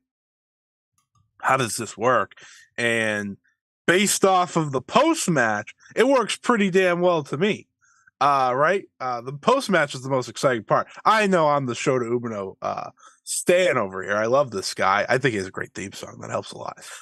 But once he gets rid of that stupid jacket, we're gonna be cooking. But until he gets rid of that goddamn extra jacket, I'm gonna lose my mind. He even had it here. I was like, God damn it! Just get rid of the stupid jacket, you John Moxley wannabe.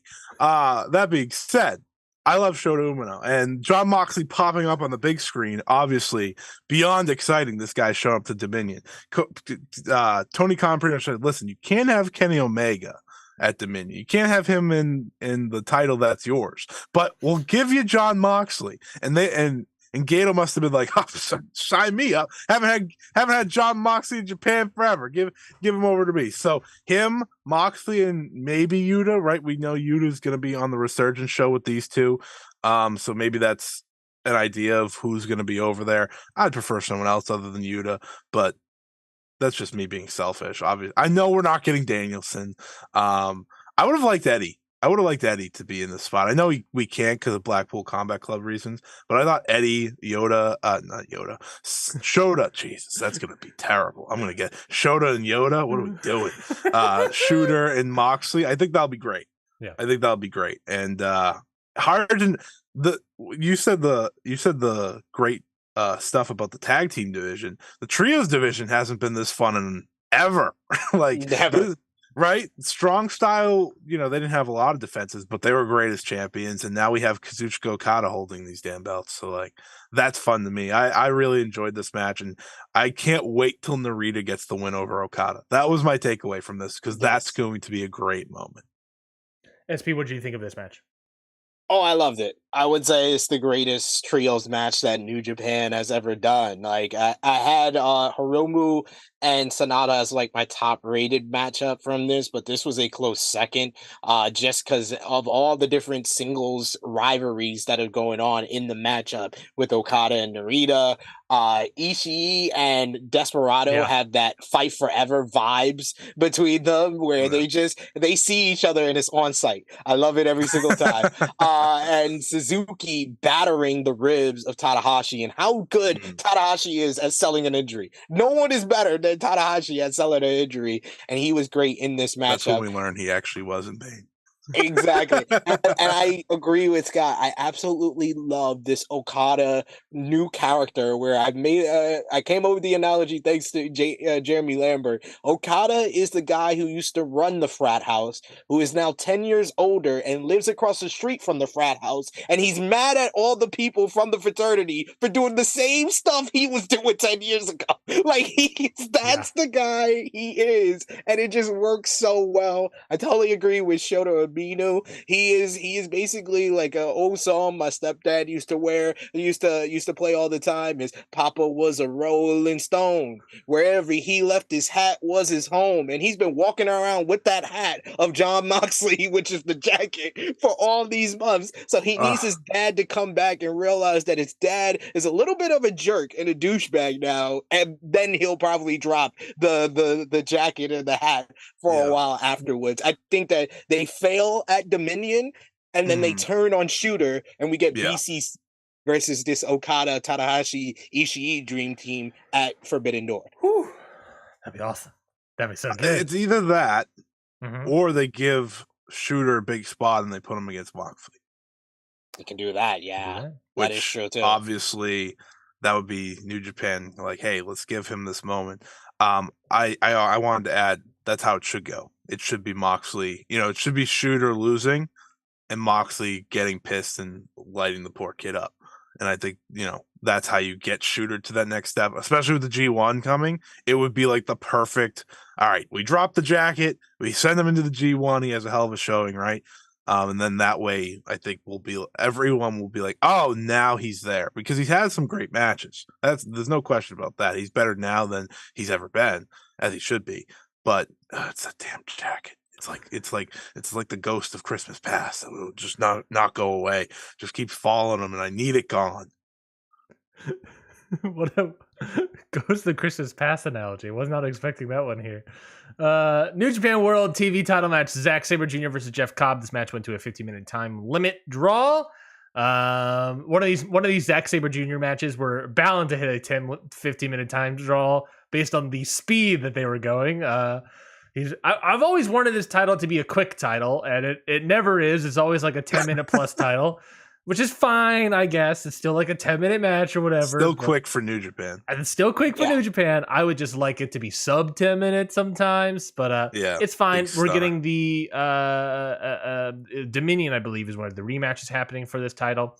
So, that's fine. I mean, knowing where we're going, I think it's probably maybe a little harder to talk about, but the match itself, I thought was good. Pretty good.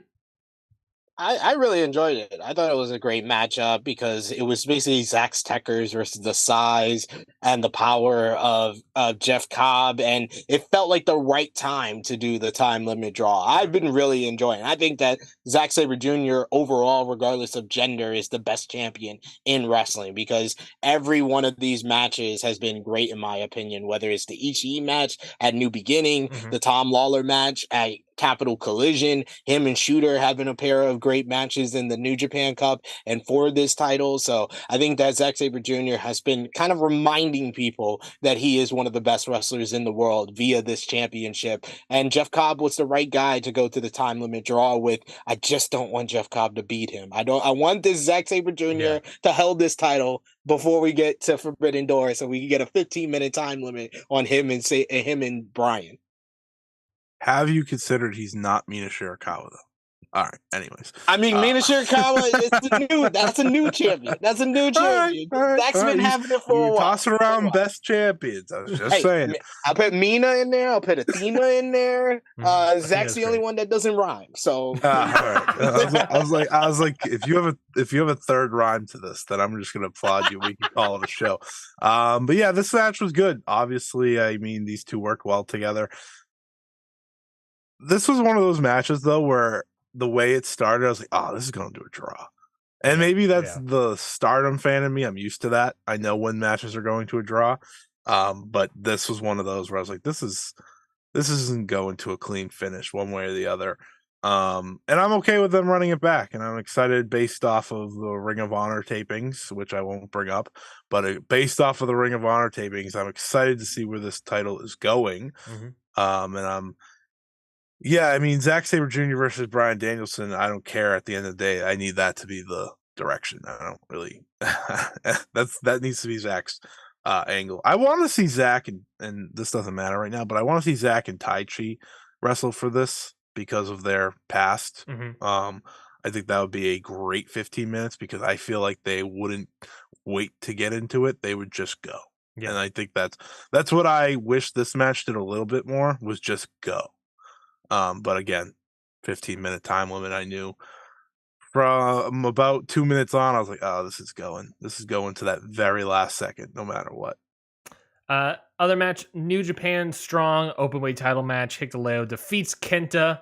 Another title change on this show. Scotty, I know you love this match. It was your favorite match of the card. I'll give you the next 10 minutes to hoot and holler and rave about this match. So go ahead, sir. Well, at least they finally paid off Hikuleo beating Jay White. I mean, to win a title that doesn't matter. This Oh title my means less God. than the KOPW, every title. I don't even know why it still Yes. exists. Like, this title of all the titles could have been given away, sold to the highest bidder. Like, this, who cares? But congratulations to Hikuleo. Hikuleo's not bad. He's fine.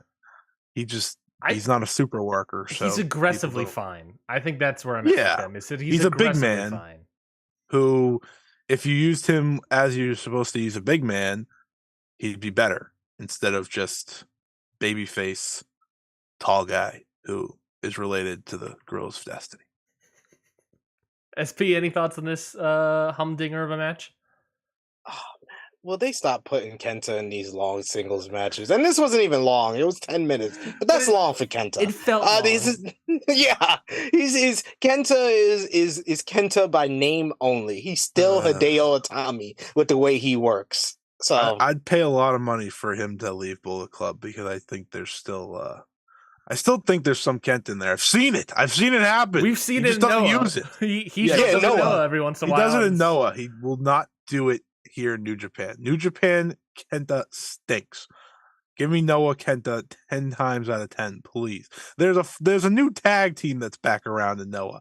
Let's get Kenta back over there and let's have him wake up against them. You're talking about the team of Timothy Thatcher and Saxon Huxley? Oh, I'll take that as a no. I'll take your silence and dead stare as a no. Moving on to Stardom. That would have been the perfect transition to Noah, but instead let's talk Stardom. Goddess Legend, the show, the Stardom Fuyoko. That's the name of the show. Had a show last Thursday. Pretty good show as well. I thought this was also a pretty good show. We'll start off at the top of the card as well here. The Wonder of Stardom title match. Mina Shirakawa defeats Natsupoi to retain her title. SP, as a beloved Mina fan, let's talk about it. What do you think of this match? Oh, I love Mina Shirakawa. Scott knows this. I said this to him when we did our Stardom All Star Grand Queendom matchup. I thought the match with Saya Kamatani was one of the best women's matches of the year, and then this one was right on par with it. Natsupoi, kind of her style with her quickness, working with Mina, who just knows how to work psychology so well, Yes. and her storytelling, and her matches just build and build and build until that crescendo, and it always hits. Like, whenever I watch a Mina Shirakawa match, I feel something, and I felt something for this match. Another great match that's right up there with, Mina versus Saya. Tam and Julia is the match of the women's match of the year, in my opinion. I don't think I'm going to see anything that passes that yet, but this is right up there in the top 5 for what we've seen from Stardom so far this year, which has been a spectacular year for them in ring. Scotty, what did you think of this match? I thought this was the match of Mina Shirakawa's life. Like, I thought the Saya match was great, but this was the match that told me not only is Mina should be champion, she should be champion for an extended amount of time. Because winning the title and getting the moment, right, getting the chase moment, that's one thing. We've seen it with champions throughout the years. It's always that first defense where I worry for those champions. Yeah. And as I like to say, big match Natsupoi over here. Anytime she gets a big match, she doesn't really let you down. This was one of her greatest performances ever as well. These two just had seamless chemistry. There was an urgency to them. There was a physicality that I didn't think they were going to necessarily reach, right? People are going to look at Natsupoi and Mina and expect one thing, and they gave you the completely other direction. I thought they exceeded expectations. And Mina walked away for me Mina left this match with me wanting to have a longer reign than I initially wanted for her. And I think that's the biggest accomplishment of them all. It's one of my favorite matches of the year, not only in Stardom, but one of my favorites because I think there was just a sense of accomplishment all around. And like I said, this was one of the best performances out of both of them. Yeah. I think it's Mina's best overall because this was a great comparison that I heard when I did the review. She wrestles like Tanahashi used to with the dragon screws. She'll Yeah. kick those into gear when she starts fighting back, and she'll just murder the leg, and it creates a really exciting closing to the match because obviously there's still a chance for that person, but it's the right. She has like the kind of Muto mindset with the dragon screws and the figure four leg lock. But at the same time, it is that Tanahashi babyface comeback where he's just destroying the leg to survive. And I think she's really good at the limb stuff. I never thought that Mina Shirakawa was going to be a good limb worker. I that's not what I saw Mina doing 2 years ago, but here we are. And just a fantastic job by all of them. Definitely. They stepped up into the main event in the right way. I'm just reaping the benefits of saying that Mina Shirakawa was going to be great 2 years ago, and everyone believed me, and everyone said I was a fool. And 2 years ago, I said, "Oh yeah, she's going to be great," and everyone was like, "You're an idiot." And I'm like, because this is like this is peak her doing like the like the cha cha sort of thing. This is peak her doing that. I was like, "Oh, she'll be great one day," and no one believed me, and here we are. And listen, I've never had to eat more shit than I have with Mina Shirakawa, and I'm happy I am. Like truthfully, I'm happy I am. And every week I'm pleased to it's okay. You're not the only I hear about it every single day at this point. But this is if I was ever gonna be wrong about something, I'm happy this was it.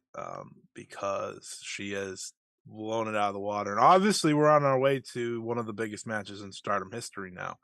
Because we are having a double title match as Mina Shirakawa demanded. Which I'm not really sure of because this feels neither. like too quick into both of their reigns. Good news for both of you.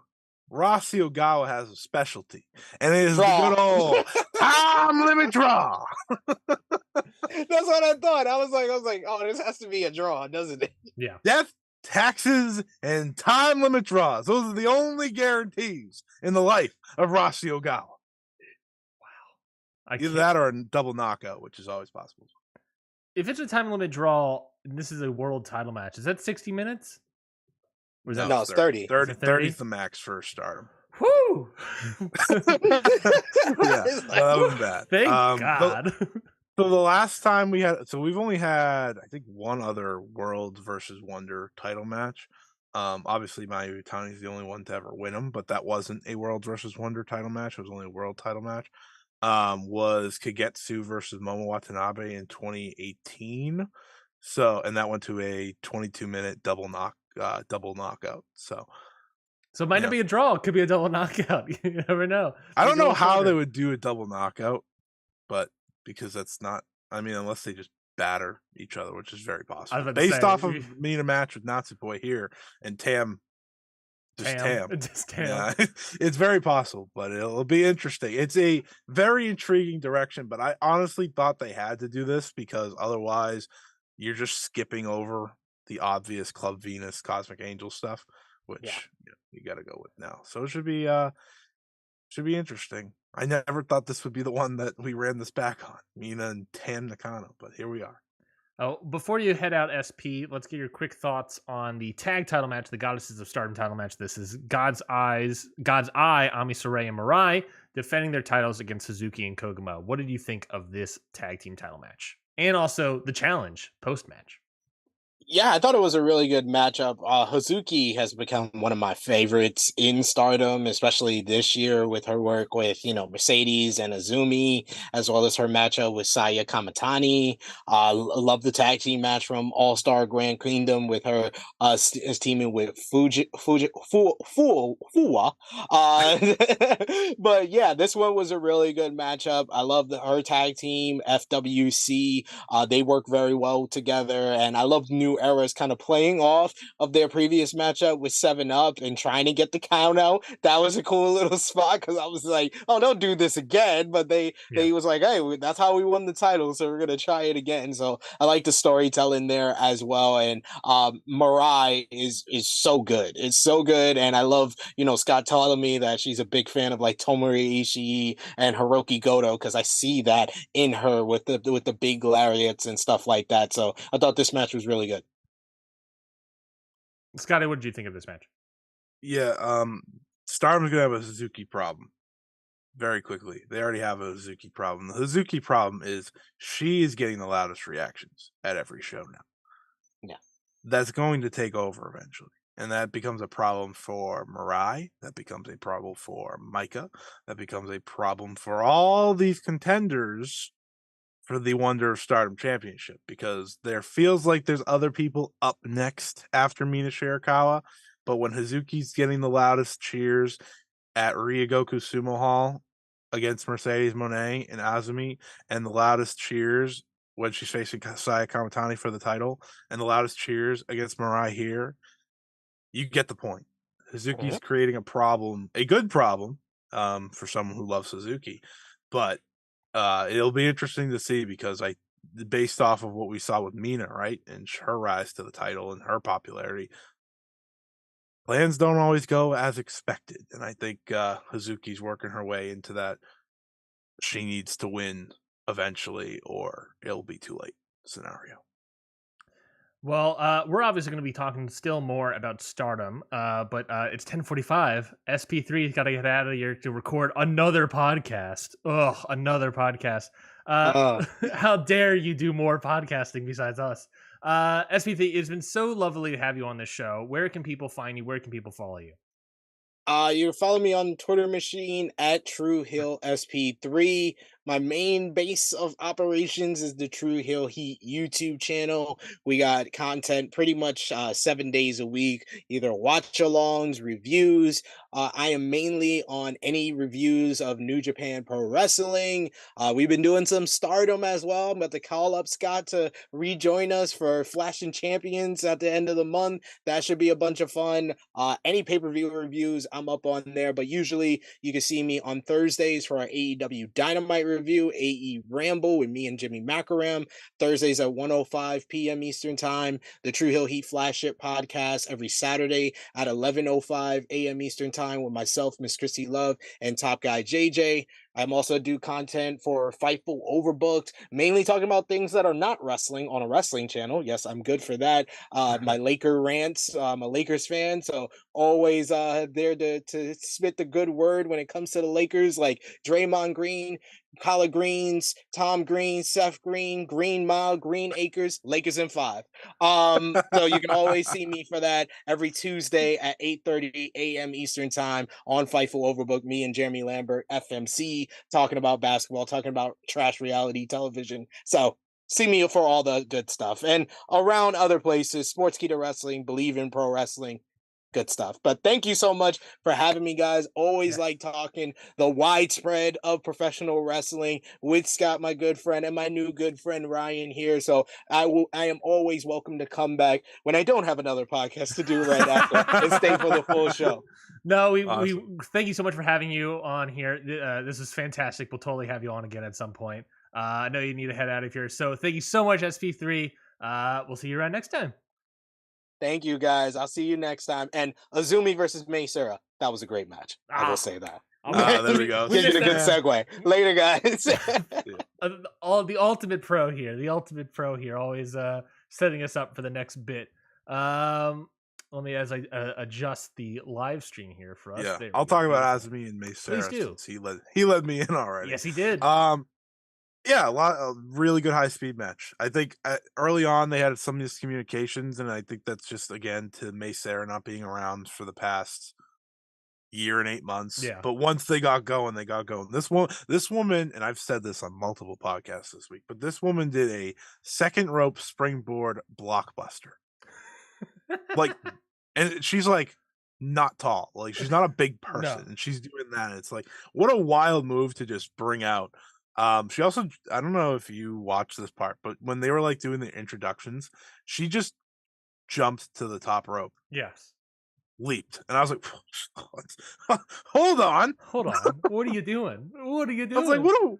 She just did that, and everyone's gonna act like that's nothing. And I'm like, no, that's not nothing. She just leaped to the top rope, no problem.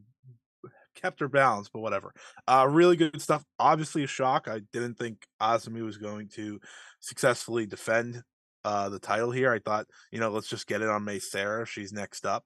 But I'm happy that they keep it on Azumi. I think it's okay not to go immediately to the new high speed ace. I think we can wait a little bit longer. Get her established, right? Yes. She's still establishing. She ain't losing. I'll tell you that on the house shows. She is not losing. It helps to be paired with Suzu Suzuki. But that being said, I mean, today they were at Comic Con, Osaka Comic Con. They wrestled the match. It was Saya, Azumi, and Miyu Amasaki versus Suzu, Mei Sarah, and Hanan, and they won. So, they're the non-faction beating the faction trio. So I think that's interesting. But fun match here. And I always like when the high speed opens the shows too. So it's kind of always weird when you find the middle, unless they're going for like the main event style high speed match. Yeah. Yeah, I think you're right in saying that like she might get there eventually, but now is just not the time yet. I think this is that sort let of her get match. comfortable. Yeah, she's got to get comfortable in coming back into wrestling as well. Close to 20. Yeah, and she's got plenty of time anyway. Well, 20, I don't know. For Stardom, I don't know, 20. I wouldn't say plenty of time. She's got time. But She got plenty of time. Tam's 35. Oh, that's true. That is true. But she's new.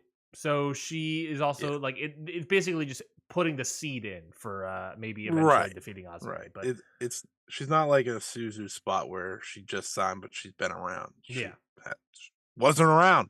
She's pretty much a new wrestler in a lot of ways. Yeah. So it takes time. You're building up someone new, and that's just not, Japan doesn't do it often, except for Okada and Yota Tsuji possibly. But Star Wars. I never said if I thought Yota Tsuji was going to win. I do, by the way.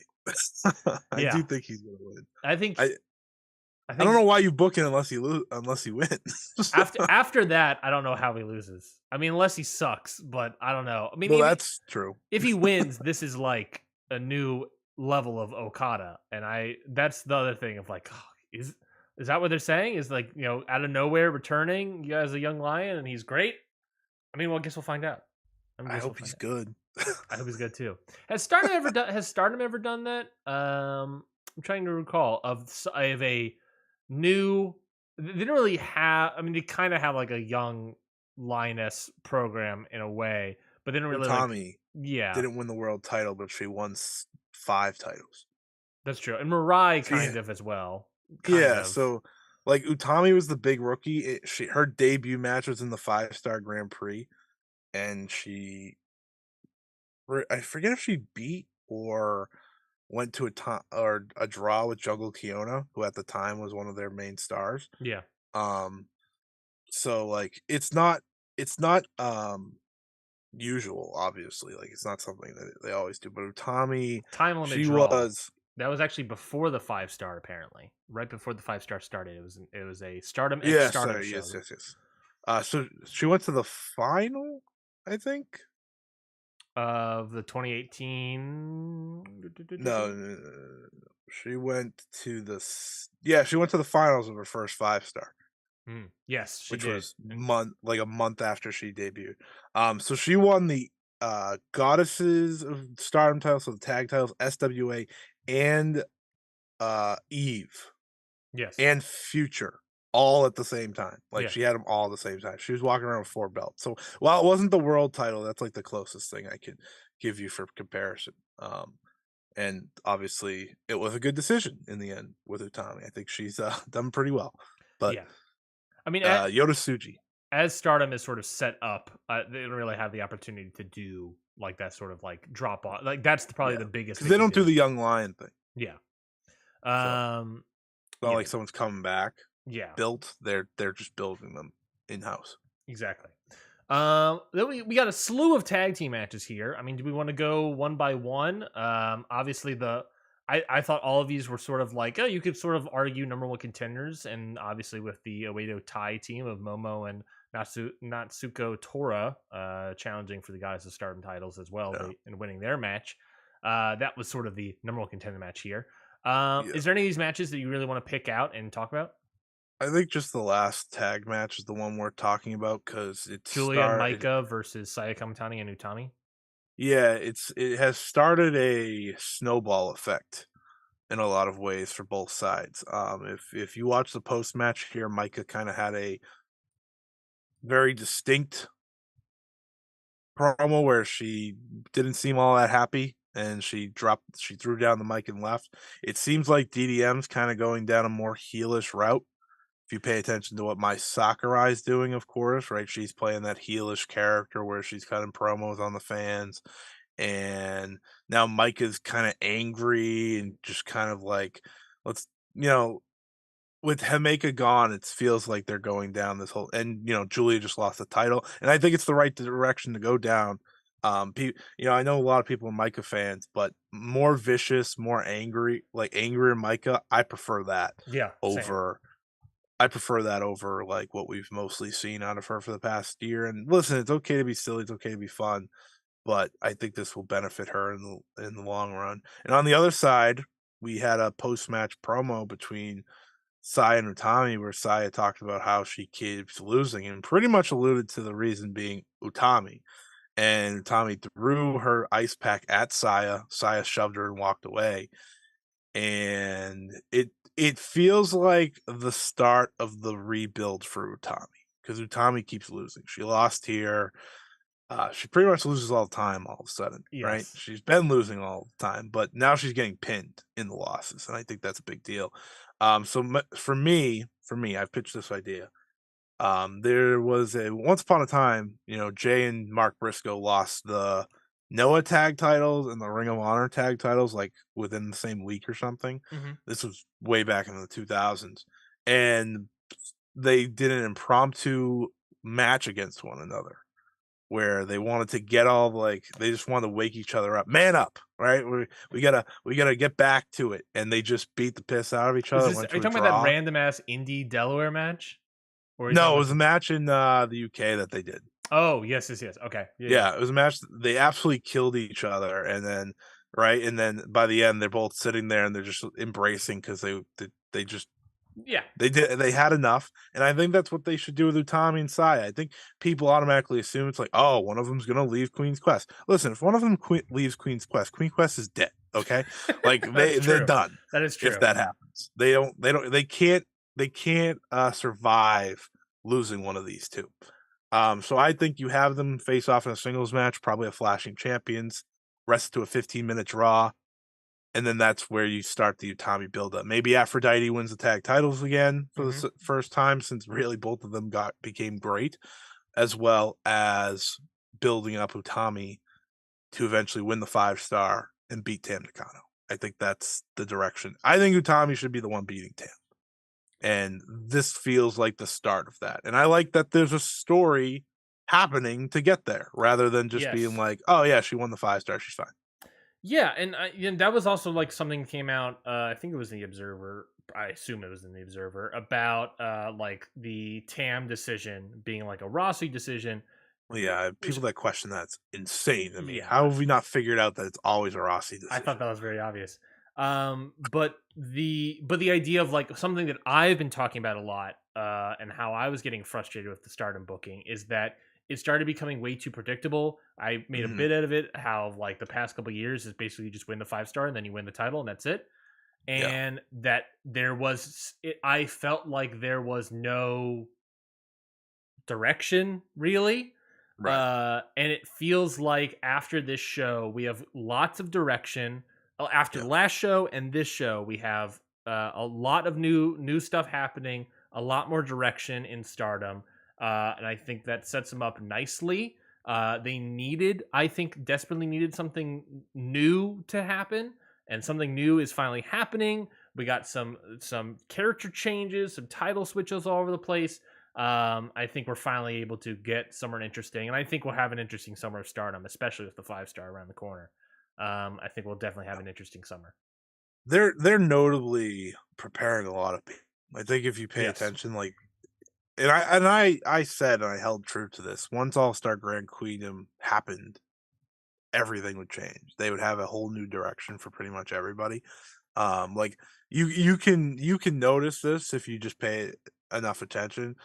They gave a new gear to Hanan. They gave Hanan a new theme song as well. Now Yep. they're pairing her with Mayu. Yep. She's getting now elevated. You have um you have Saori Anu, who's kind of coming in now and really starting to show what she's all about. I thought this match that she had on the show, this is me talking about it. It was like a highlight match for her. Mhm. Tam was literally in there just to be Tam. Like she didn't do anything. They It signed was about to say Suzu Suzuki right. as a Right. new blood into this company. Yeah, so as I talked about last week, and Dave confirmed this week, Suzu signed. Obviously, she'll be exclusive. May Sarah's obviously signed and exclusive. I feel like that didn't need to be reported, but nonetheless, um, and they brought in new blood, like you said. No pun intended. Of course, that's one of their shows to really give them a core roster to work with. Now they don't have to bring as many outsiders in like they did on purpose for Grand Queendom. Now you have this unbelievable young core Yeah. plus the main eventers to just bring you on to the future. And I think that's the exciting part. That's why Tam winning now had to happen because we have so many people that are ready to be there that are so much younger than her. Yeah. Do it now. Get this, because like you and me talked about, it was now never for her anyways. And it's exciting because and you have a direction for Micah clearly with this new more heelish determined. You have a direction for Tommy. You have a direction for Saya, who just lost the title. Um, it's very and this isn't like a stardom problem. This is a problem that you and me have talked about for AEW and stuff like that. Yeah. This is just a more directions for your wrestlers is a good thing. Yes. It makes every show more interesting, and it'll be fun to see. But I hope that's where they're going with Utami and Saya overall, because I think that's Utami Utami is so much better now than she was when she was champion, and I've said this time and time again. She's improved every part of her game to the point where she's one of the very best, and I don't think people understand, like, how great a range she'll have, and it'll absolutely, destroy the previous range she had in terms of overall, greatness, right? Everyone looks at the Shuri Utami match. It's like, well, what are you talking about? Yes, but if you look at the rest of the reign, it wasn't as great as I think the next Utami reign can and will be. But we'll have to wait and see. And that was all my all my thoughts from the Stardom show. I thought I'd put it all together in one little bag and send it over and call it a day. No, it was perfect. Yeah, no, I'm glad because we've talked about it, like how it felt like Tommy was waiting on Saya, and then at a certain Yeah, point, Saya was waiting on Mina to come back. yeah, And we're waiting. We're just started like waiting for a lot of stuff in a lot of different like divisions. Uh, yeah, and I'm glad that we were finally able to get out of that and finally move forward. And like I said, I really hope that we have a good year.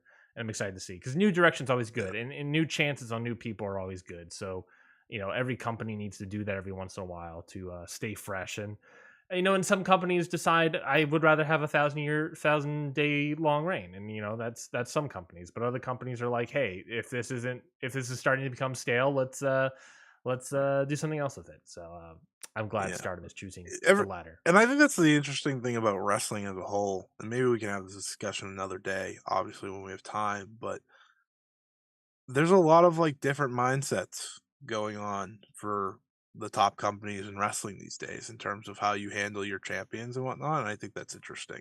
Um, right, you have the 1,000 day reign Yep. in one, you have the and I quote reign of terror in the other. You have kind of this shock and awe one. You have whatever the fuck you want to call Jake Lee's. And you have something different going on. You have Yuji Nagata. Uh, We had Yuji Nagata for some reason. yeah, yeah. So everyone's taking a very different. I feel like every company of not notability is doing something vastly different with their world title. Yeah, I think I was listening to somewhere. I forget which podcast it was, but they were talking about how like if you woke up out of a coma from 10 years ago and you were told that the world champions were Yuji Nagata, Sonata, and Jake Lee, you- but not for the companies you think, that would just be a shocking result. But let's talk about Noah a little bit to close out here. We don't have a lot of time left, so we'll just quickly go through some thoughts here. We we're not even going to talk about Backlash. That's that. Do we talk about Noah or do we talk about Backlash? I think. What do you? My only thought about Noah is that I'm happy that Shiozaki and Nakajima are back together. Yeah, I'm excited for that. I'm excited for that. Let's just do quick thoughts on Noah then. I'm excited for It can be that. general. I thought that was probably the best Hideki Suzuki match I've ever seen in my life. Yep. Yep. Dr. Wagner Jr.'s fucking great. He's so he has good. come into his own, and the audience is with him as well, and it's just He's a so good. megastar for them. I was watching that match. I was like, if they put the world title on him, I wouldn't blink twice. I'd be like, hell yeah! He got fuck. I mean, I know obviously Hideki Suzuki like lost the match so that he can probably beat what's his face Bloodsport man. Yeah. What's his name? Not Johnny Blondsport. Barnett. Yes. Josh Barnett. Yeah. Josh Barnett. He probably lost just so that he can do the face off and eventually beat Josh Barnett, and that's fine. But my guy's bumping all over the place for Dr. Wagner. My guy's, I've never seen Suzuki have this interesting of a match. No, and he's got a new look a little bit. He's shaping up the hair. He's going to grow out and shaping it up. He's got slightly new gear. He looked like he was in the best shape of his life too. Like he actually, like when he first came back to Noah, he just was like whatever. Yeah. Now he's kind of chiseled out a bit, and I like the new look, even if it's not like drastic. Yeah, I'm liking what we're doing over here with this Hideki Suzuki man. And then I thought this was my favorite show of the matches between Dentaku, Backlash, and Stardom show. This was my favorite of all the matches. I thought everything on here was like at least pretty good. You're Noah pilled. What's that? I'm Noah pilled. You're Well, Noah yeah. I'm trying to impress the Noah team and get that bounty. I thought that every match here was actually pretty good. I like even the Drilistico Rey Scorpion one. I thought that was pretty good lucha, other than Drilistico balance issues, but the crowd was super into it. So it was like the Backlash crowd. The crowd was super into it, so it helped me get into the match. And then Saxon Huckley is a tag team champion for some reason. I thought that's fine. But Timothy Thatcher looks good. I think Timothy Thatcher's been looking good recently. My favorite part of this is you are refusing to talk about Jake Lee.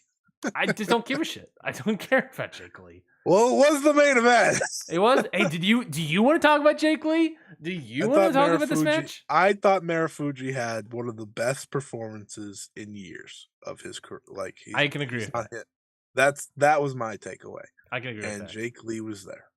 Yes, I can sadly agree with that. How old is Marufuji? 43 years old. 43, but this guy couldn't be more banged up if he tried. No, that's fair. He looks like he's like taped together sometimes. He probably is. Kind of like Tanahashi is. That's accurate. They're both a little bit taped together these days. But I thought it was a match that Jake Lee needed, and that was a pretty good match. I feel like he's needed a pretty good match for a while, and Shiozaki should beat him. Well, now that he's in a tag team, I don't really know. I agree. I think Go Shiozaki. They should just win all the titles. That would be great. No. I don't want that because then Dr. Wagner Jr. would lose, and I don't want that. Well, not that title. Dr. Wagner Jr. has got to stay that champion. Yeah, exactly. Dr. Wagner Jr. is the man. Between Axis and Dr. Wagner Jr., we're cooking. Now I'll do this. I'll have Go Shiozaki beat Jake Lee. And if Dr. Wagner Jr. would and have Axis win the tag titles, right? I'll allow Nakajima to beat Dr. Wagner Jr. if it means that they will defend the tag team titles against El Hijo de Dr. Wagner Jr. and his brother Galeno Del Mal. Yeah. That is something I will do. We'll actually get, instead of Galeno Del Mal, we'll actually get Dr. Wagner Jr. in the flesh. Great. And we'll be like, God damn it. Not what I wanted, but sure, I guess this is fine. Yeah, no. I thought this was a pretty good show. It was a good show, yeah. Do we want to talk about Backlash? We're out of time. It's 2 hours. We can blaze through it really very quick, I think. All Blaze through right. Backlash. Let's just I don't have that many thoughts. So yeah, overall thoughts. Anything that you really stood up to you? I thought the crowd fucking rocked. crowd freaking rocked. They were there for every single match. Yeah, They were fantastic. I tweeted out that I think the crowd added half a star to every single match. pretty much. Yep. I thought for me, I think it might be the same for you. Maybe. I thought for me, the match of the night was the opening match, Bianca Belair versus Io Sky for the Raw Women's title. I thought that was the match of the night. For the crowd, That was obviously, the best pro wrestling match. correct. For the best sports entertainment match is 100% the Bad Bunny Damian Priest match. Yeah, baby. That was just that was insane. that was just a Puerto Rican love fest. That match. That was like a fever dream. Like from the Bad Bunny entrance till the very end, I was like, "What am I watching?" Yeah, I feel like I'm at a big Bad Bunny concert, but he's wrestling. yeah, and I think that's ultimately what it was. I mean, like I said, Puerto Rican love fest. You know, you got Savio Vega, the biggest Puerto Rican wrestling star in WWE. You got Carlito, who isn't the biggest Puerto Rican star in That was a real pop, though, baby. no, yeah, he's not the biggest, Puerto Rican star in WWE, but he is probably he is of the Colon family, of the biggest Puerto Rican wrestling family in the world. So that was like a local legend celebrity sighting of with Carlito. And he's jacked as all hell, so I'm loving that. I'm looking at Carlito, right? I'm like, why is this guy not here? I don't know. I don't know why we're not doing anything with Carlito. Why is no one doing anything with Carlito? I don't know. Like, let's see. I was like, we all these companies bring in these shitty old WWE wrestlers all the time. Looking at you, Impact, and I can't get Carlito on television somewhere. He was he is 44 years old, so I get that part. Doesn't He is matter. yeah, no, he doesn't. People are giving Dango a job still. That's true. That is true. He's still working. He was in AAA, and that was for like a spot. The crazy part is he's never stopped working. No, he's constantly working. I'm looking at his matches right now. I mean, he's in Canada, he's in Puerto Rico, he's in Mexico, he's in California, Nevada, Michigan for some reason against It doesn't Malice. make sense Hold to on, me. against Malice, Impact's Malice. Let me look this up. No, not Impact's Malice. Get out of here. He doesn't wrestle in the country much, huh? No, he did California, Connecticut, Florida. He's got some spots. Australia. I mean, just over the years. I yeah. should say. No. That's interesting. No. Well, anything back. else? Backlash. He wrestled in Rev Pro once upon a time. And no, that's good. I'm done with the Backlash. I think the Zelina Vega match was huge for the crowd, but I thought it was the worst match because I thought it was the perfectly executed match, and that she should have got crushed, and she did. Oh, yes, she got crushed, but I think the thing I'm talking about is like we talked about the Hiromu stuff of like it lives and dies on the one pinfall by the person that obviously not going to win. Vega did not achieve that, and the match stunk because of it, because it lived and died on that idea. Other than that, it's Ripley destroying her. Obviously, there's going to get that Hope pinfall spot Vega, but the Hope pinfall spot did not land. So it was just Rhea Ripley destroying her. And I was like, oh, okay, fine. The Puerto Rican crowd loved it, so that's fine. To me, the main problem was that I don't know what Zelina Vega's finisher is. That's also true. When she hit it, I was like, wait, is this the finish? Is this her finish? I didn't even know that was like... I don't know. I didn't know what her finisher was. So I was like, how am I supposed to have any connection to this if I have no idea what I'm looking for? Especially in this company when it's like finishers are all that like matter. Yeah, so I think that's the main problem for her. It's like, they never really established what move I should be looking out for, and here we are, right? And I'm watching this, and whatever. I didn't like the triple threat at all. So the U.S. Austin Theory couldn't be more boring. I liked it because Bronson Reed. Bronson Reed and Bobby Lashley stayed in the ring the entire time and just had a wrestling match, and then Austin Theory would pop in every once in a while. That's pretty much And the also, it was epitome 6 of Austin minutes. Theory. It was also the shortest match on the show, and I was like, yeah, triple threats being short. That's how they should be. Peacock for a Peacock show. This flew No, this flew. I think because typically they 3 have like hours. 5 or 6 matches, and they had like 7 here. So it was like, oh Yeah. man, we're moving. Yeah, thank God. And the commercials, they changed it. So now when they do the Peacock commercials, they just show the match videos. Mhm. And it's like, oh, it's almost like you should have been doing that this whole time instead of showing the match video 7 different times. Agreed. I was also very confused about they were having a double main event, and then there's the main event, and then the other match was third from the top. Yeah. Don't double main events happening back to back. Isn't that what typically happens? I wish the Bad Bunny match was at the end. I wish that was the last match. The Cody Rhodes Brock match, I liked. I love the shoot blood spot. I thought that was it ended the way it ended. I did not like the way it ended. The banana peel finish. Well, because like it's also like, you got Cody attacking Brock before the bell, beating him up with weapons, and then getting like a banana peel finish and running out there and looking proud, I guess. I don't know what really to describe the emotion afterwards on Cody. I don't know. And then like saying, "Oh yeah, he's gonna finish the story." What story? He's entering the title tournament. We all presume He's beating Roman. I think he should too, but it's like No, he's still beating Roman. Like it's gonna happen at some point. I agree. I think the story for him is to beat Roman, but right now you can't tell me to finish the story when there is if he's not if he's by WWE metrics not legally allowed to wrestle. There is seemingly no path for him to achieve that story. So you can't tell me he is trying to finish the story because as the audience believes, the story's over. The story ended at WrestleMania, and now he's doing something else. And we have this new title we believe is going after that. Because he's on the same brand as the title, quote unquote. Yeah, so the way I would book it and the way I think they'll book it is they'll probably run him and Brock back at Saudi in a stipulation match. Maybe as the final. Yeah, well they should. And then he wins Money in the Bank, calls his shot at SummerSlam. That's like the only way you can make it make sense because he's on the other brand. So maybe just have Brock cost him the World Heavyweight title tournament, right? That's always a possibility. Because there's no understandable way to keep him out of the World Heavyweight Championship tournament. The finals at Saudi, and then Brock wins the title, which would also make sense for like the UFC merger stuff. Oh, please don't have Brock win the title.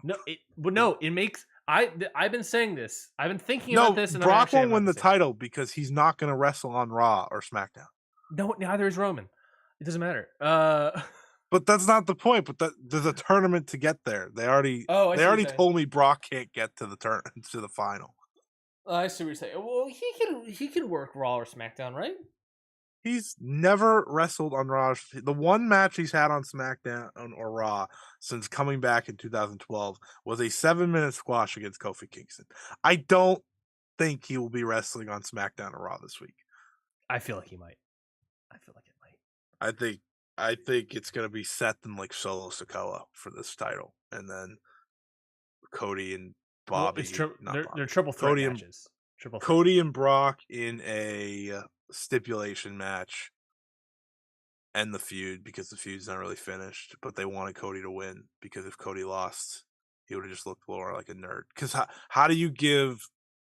I don't know. It's stupid. It's all stupid. Who the fuck cares? Do you think SP is having the same sort of conversation on his podcast? I mean, the World Heavyweight title woke something in him that I don't think I was ready for. That was like a 5-minute rant. It was a 5-minute rant, and I just was like, I was locked in. I was like, oh my God. Well, he was making obviously great points. Yeah. But I was like, he's had this built up, and he didn't save this for his own show. No, I appreciate it. There's no way you do that exact rant twice. You can't. Trust me, I've tried, folks. You can't. Well, any other thoughts on Backlash before we head out of here? Okay, perfect. No, it was a fun show. I agree. Easy watch, which is nice to say about a WWE pay-per-view. Yeah, and it was the fact that it was flying by. They added another match to have less commercials and whatnot. I really appreciate it because I think it was like WrestleMania or Elimination Chamber where I was really came on here and was like, yeah, I was watching like 2 or 3 matches in between WWE pay-per-view matches, and the fact that it was like 10 minutes, like 11 minutes between instead of I like saw 20. you do the over/under thing about how Yeah. long until the next match, and they beat you. Every match was under 20. Every match was like roughly like 10 minutes between it. So I would still be. I think that's okay. I was catching up on Rampage in between all these pay-per-view matches. I watched 3 Rampages in between all of this stuff. Does anyone want my hot take on Rampage? What's Since I'll that? never say it anywhere else. Sure. The Hardy compound stuff hasn't been good since TNA. No. Well, that's not a hot take. I think people agree with you about that. I don't know. Some people still love seeing it. SP liked it. SP liked it a lot. Well, he loves Stokely Hathaway. I mean, Stokely was the best part about that. Rebby Hardy comes in speaking Spanish. He goes, "What are you talking about, mama?" I really loved the Isaiah Cassidy bit, not the one where he's like on top of the moaning. thing. No, not the moaning. Oh, not the thank moaning. God. It was after the moan. He does the swanton bomb off the top, and then Matt Hardy says, "Like Isaiah Cassidy, I knew you'd come." And then Isaiah Cassidy says, "Always do, my brother." I popped at that one. Brother Zay. Brother, is that what they call him? But I think this was Brother Zay. I knew you'd come. Always do, my brother. And I just thought that was fantastic. That was good. But yeah, no, those 2 bits. Let me just tell you, I didn't watch the extended version. I only watched the extended version. I watched the Rampage cut. I was like, okay, I watched fine. the Rampage cut because it got me through it faster. That's fair. Well, they did picture-in-picture for that match. Why would you do picture-in-picture for that? Why would you do picture-in-picture? That doesn't make any sense. I would have been just like, all right, just cut to commercial. Just cut to commercial. Why are you doing that? Jesus. Jeez. Let's end this goddamn show. Well, we obviously thank again SP3 for coming on to the show. Fantastic guest. 100% we should have him on again at some time. You can follow him on Twitter at True Heel SP3. Heat. True Heat? God damn it. I keep forgetting. No. You were right. It's True Heel. True Heel SP3. He's at True Heel SP3, yes. TRU, no E. True Heel SP3 on Twitter. And he has the True Heel Heat podcast, along with a bunch of other stuff that he does as he plugs. We thank him for that and give him a little plug ski again.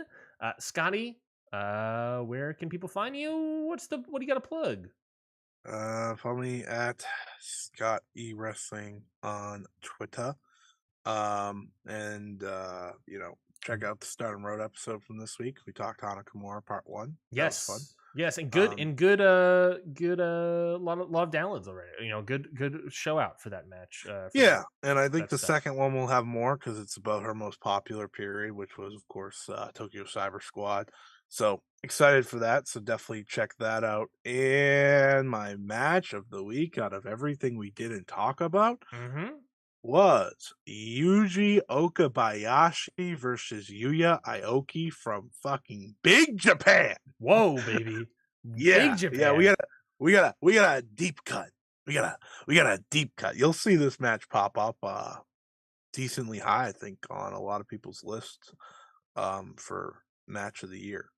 I saw a good amount of people talking about it. I think I saw like Andrew Rich tweeted about it or something. Yep. Is it? I feel like I gotta watch it after those 2 wrecks. Yeah.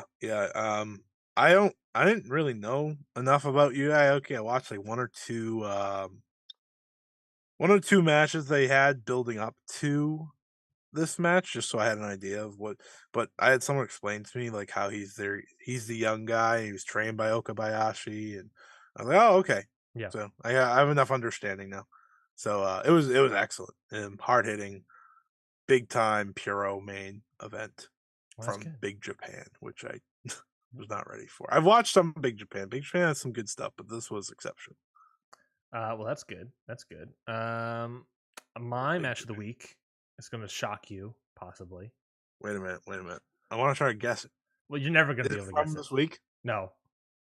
Oh, Jesus Christ. Never going to guess it. Never going to guess it. Is it from MLW? No. Damn it.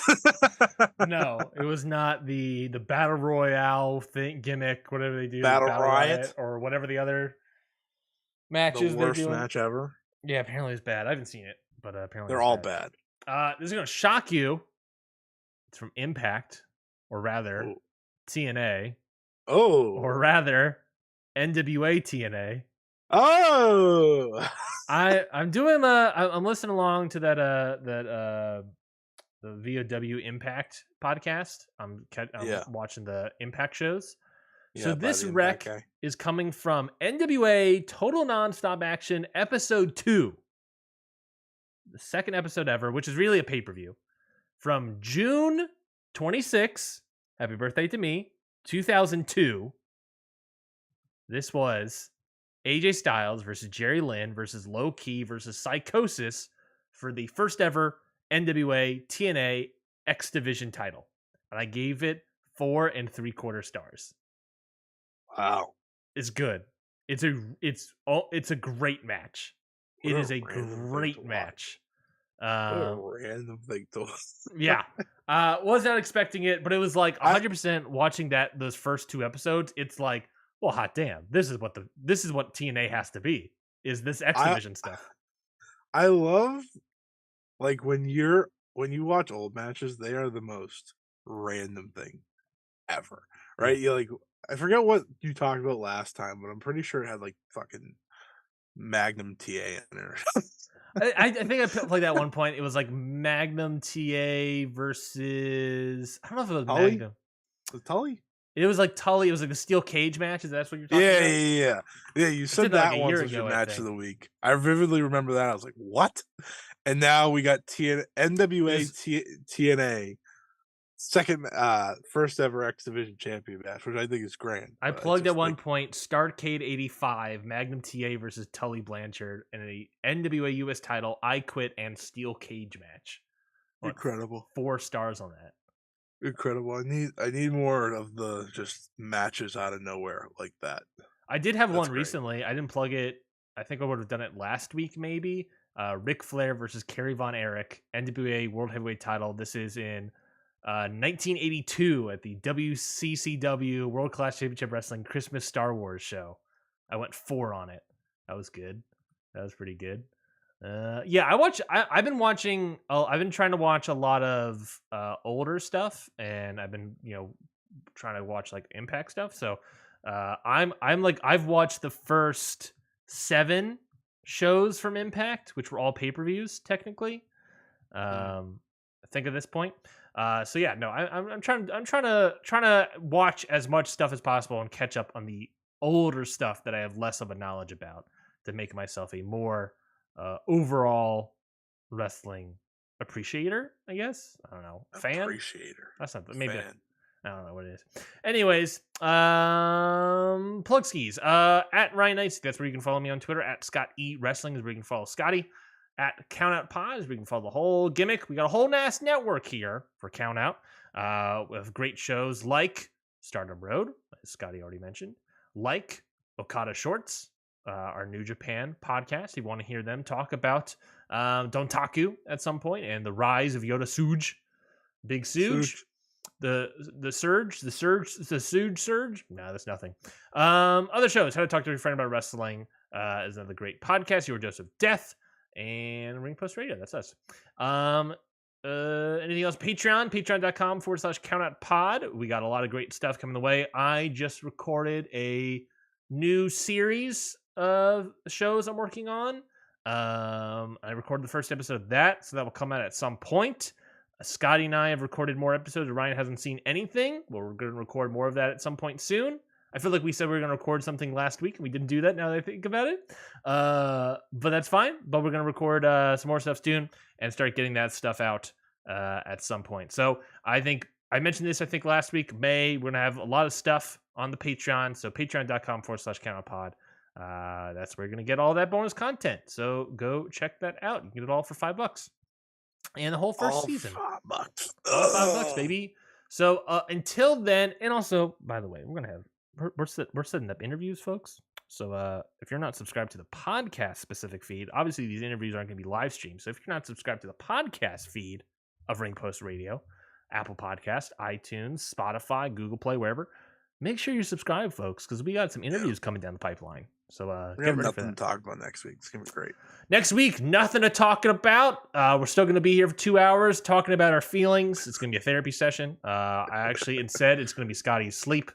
He's going to finally get his sleep in next week. I don't have any reason to stay up for the next couple of weeks. This is great. There's nothing on. I believe next week is the beginning of Best of Super Juniors. Yeah, but like after that, what are we gonna talk about? Like, oh yeah, that was good. West Coast Pro has their Queen of the Indies show. That's something. That next weekend?